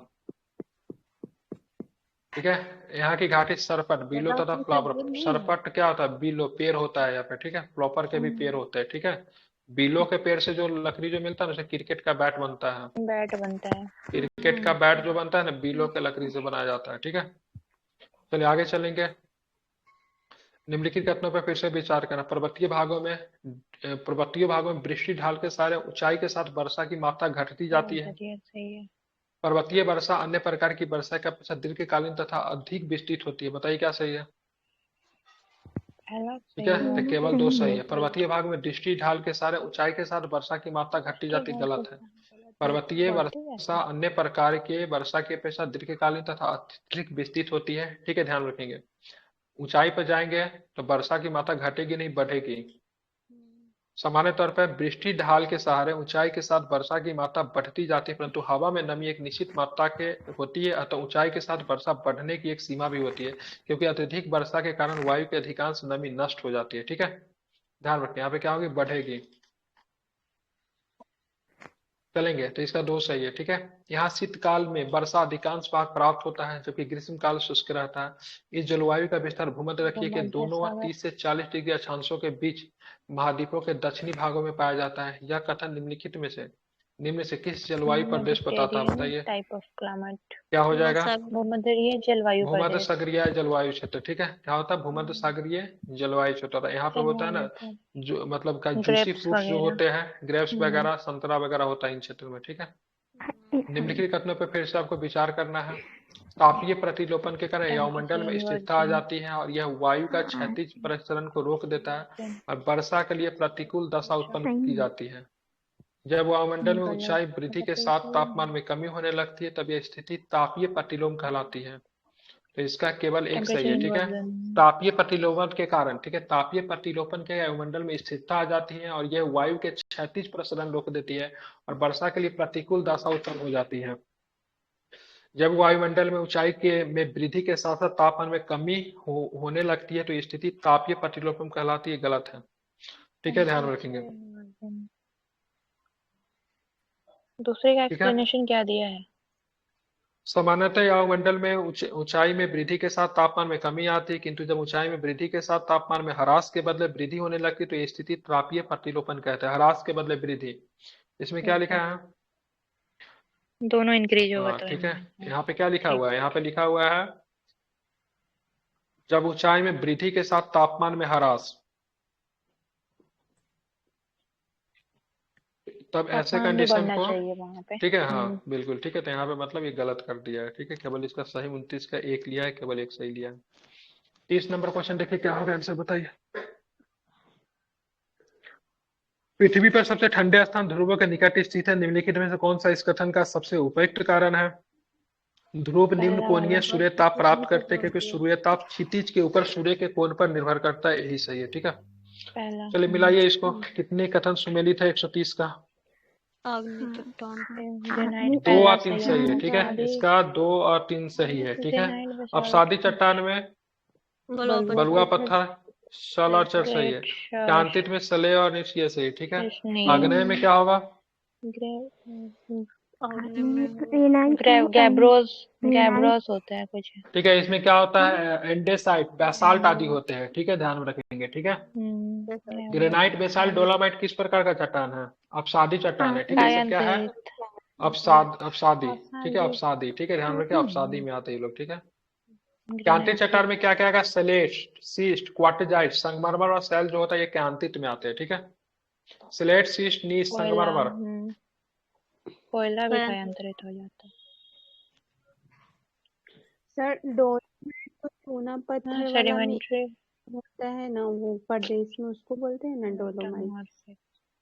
हाँ, आग्नेय में नहीं आता है ये सब। आग्नेय चट्टानों में ग्रेनाइट और, ठीक है, ग्रेनाइट और एंडेसाइट, बेसाल्ट आदि आते हैं, ठीक है। ठीक, ग्रेनाइट, एंडेसाइट, बेसाल्ट आते हैं, ठीक है। इसमें डोलामाइट गलत ले लिया है, ठीक है, डोलामाइट नहीं आएगा इसमें। 2-3 लिया है इसका सही। कनाडा के सेंट लॉरेंस की घाटी आसपास औद्योगिक संकुल के विकास का क्या कारण है? यहाँ पे स्टीप रॉक और ठीक ओंटारियो से प्राप्त लोहा मिलता है इसलिए, ठीक है। चलिए, ज्वार नदमुख के संदर्भ में निम्नलिखित कथनों पर विचार करना, बताइए। तो क्या है? तो ध्यान, यह स्वच्छ जल प्रस्तुति तंत्र है। यहाँ पोषक तत्वों के अभाव के कारण न्यूनतम जैव विविधता पाई जाती है, भी गलत है। ज्वार नद सागर तट पे स्थित खारे पानी का क्षेत्र है, तो ये तो स्वच्छ जल तो नहीं होगा, खारे पानी का क्षेत्र है, ठीक है। क्या है? खारे पानी का क्षेत्र है, सॉरी। और यहाँ पे पोषक तत्वों का अभाव नहीं है, ठीक है, ध्यान रखेंगे। यहाँ पे समुद्र या नदी के तुलना में उच्च उत्पादक होता है, फलस्वरूप जैव विविधता यहाँ पे क्या होता है? समृद्ध होता है। तो दोनों को दोनों गलत हो गया। सागर नितल प्रश्न, सी फ्लोर स्प्रेडिंग के संदर्भ में निम्नलिखित कथनों में विचार करना है। यह एक विवर्तनिक गतिविधि है जो मैग्मा के संवहनीय प्रभाव के फलस्वरूप घटित होती है। यह केवल अपसारी प्लेट की सीमा पर ही घटित होती है। पहला लिया है गलत, सही, ये गलत है, ठीक है। सारी अपसारी दोनों पे होता है। ठीक है, तो ये गलत है, ध्यान में रखिएगा।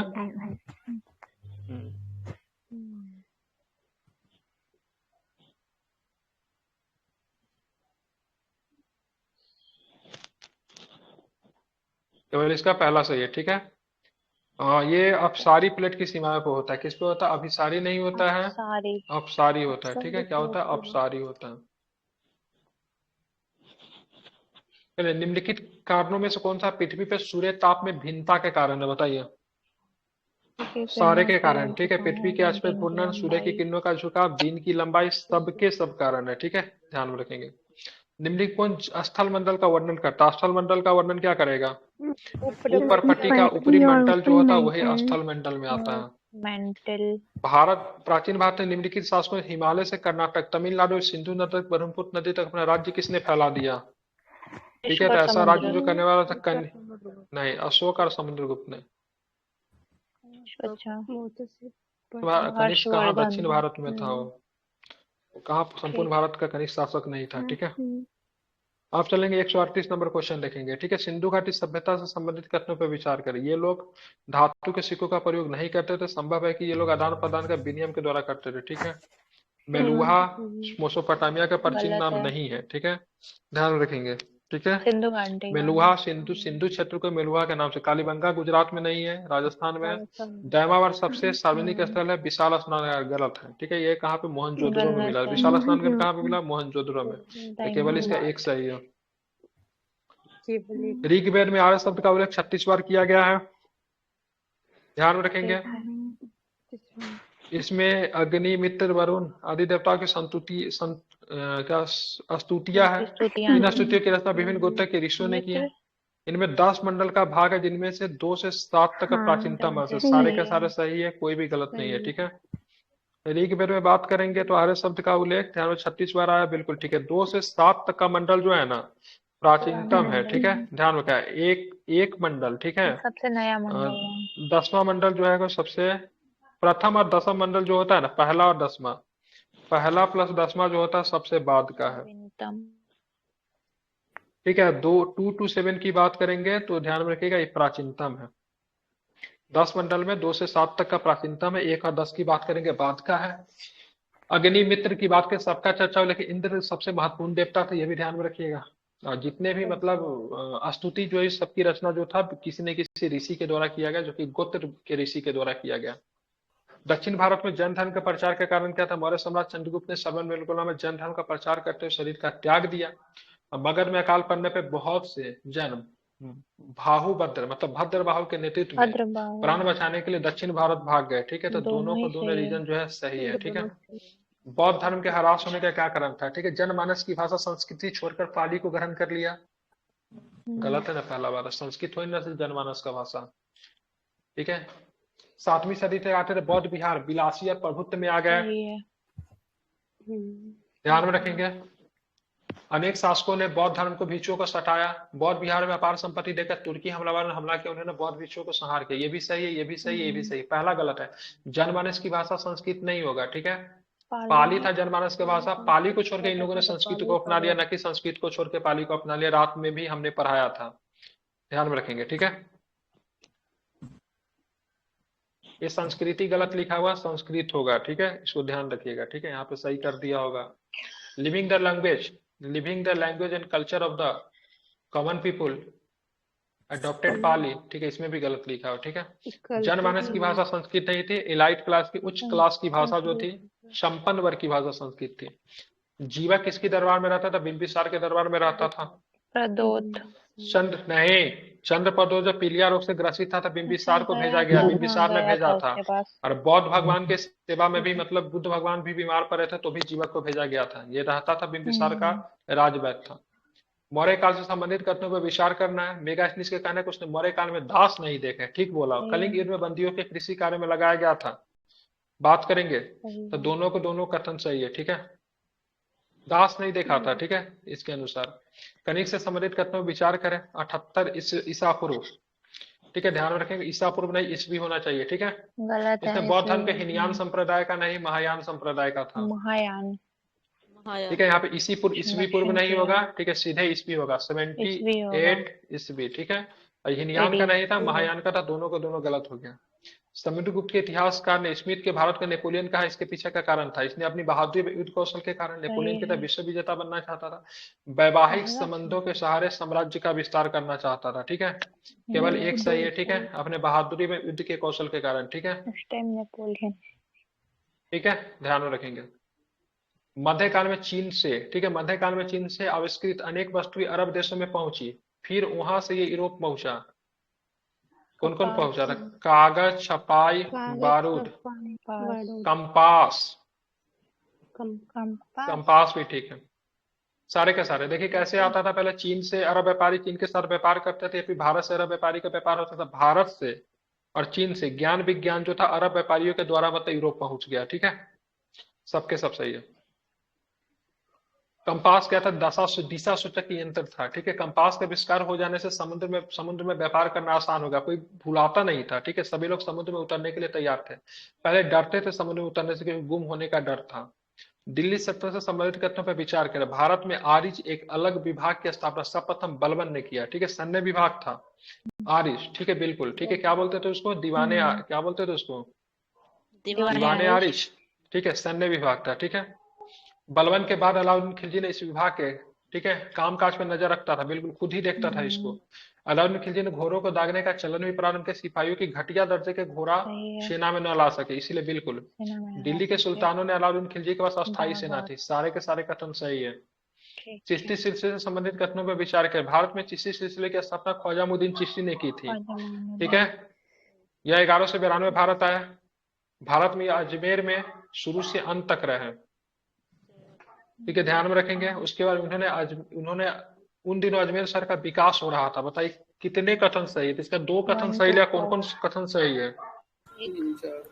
और पहला और तीसरा। अल्बेरूनी वाले भारत टाइम में ये अजमेर में शुरू से गजनी ये के गलत टाइम। है, ठीक है, ये गलत है, ठीक है। शुरू में ये आया तो शुरू में कहाँ रहा, ये शुरू में आपको ध्यान रखना है। दिल्ली में तो शुरू में बात करेंगे तो शुरू में ये रहा था लाहौर और दिल्ली के क्षेत्र में रहा था, ठीक है। बाद में अजमेर गया था, ये गलत है। उन दिनों अजमेर शहर का विकास हो रहा था, महत्वपूर्ण राजनीतिक केंद्र था, मतलब विकास नहीं हो रहा था, ठीक ठाक विकास हो गया था, ठीक है। तो ये सही है, ये सही है, ठीक है। केवल 2 सही है, ठीक है। अकबर के समकालीन सुधार से संबंधित घटनाओं पर विचार करना है, कीजिए। वह सती प्रथा समाप्त थोड़ी किए थे। इसे नहीं किया था, सती प्रथा भी समाप्त किया था। मराठा भी सती प्रथा के क्षेत्र में काम करता है, ठीक है। और कुछ राजपूत शासकों ने भी सती प्रथा को समाप्त करने के पीछे किया था, भले क्रेडिट लेकर चला गया ब्रिटिश, दूसरा बात है। अकबर ने सती प्रथा को समाप्त कर दी, ठीक है, 1 2 ध्यान 3 रखेंगे। औरंगजेब ने भी कोशिश किया था सती प्रथा को समाप्त करने में, लेकिन यदि कोई स्त्री अपनी इच्छा से सती होने के लिए आग्रह पर डर जाए तो उसे ऐसा करने की छूट दी जाएगी। जिसने अपने पति के साथ सहवास किया है, ठीक है, मतलब ऐसी अल्प विद्या पर हर साल में सती होने की मनाही थी, ये भी ठीक है। यदि पहली पत्नी बाज हो या एकाधिक स्त्रियों से विवाह करना अकबर को नामंजूर था।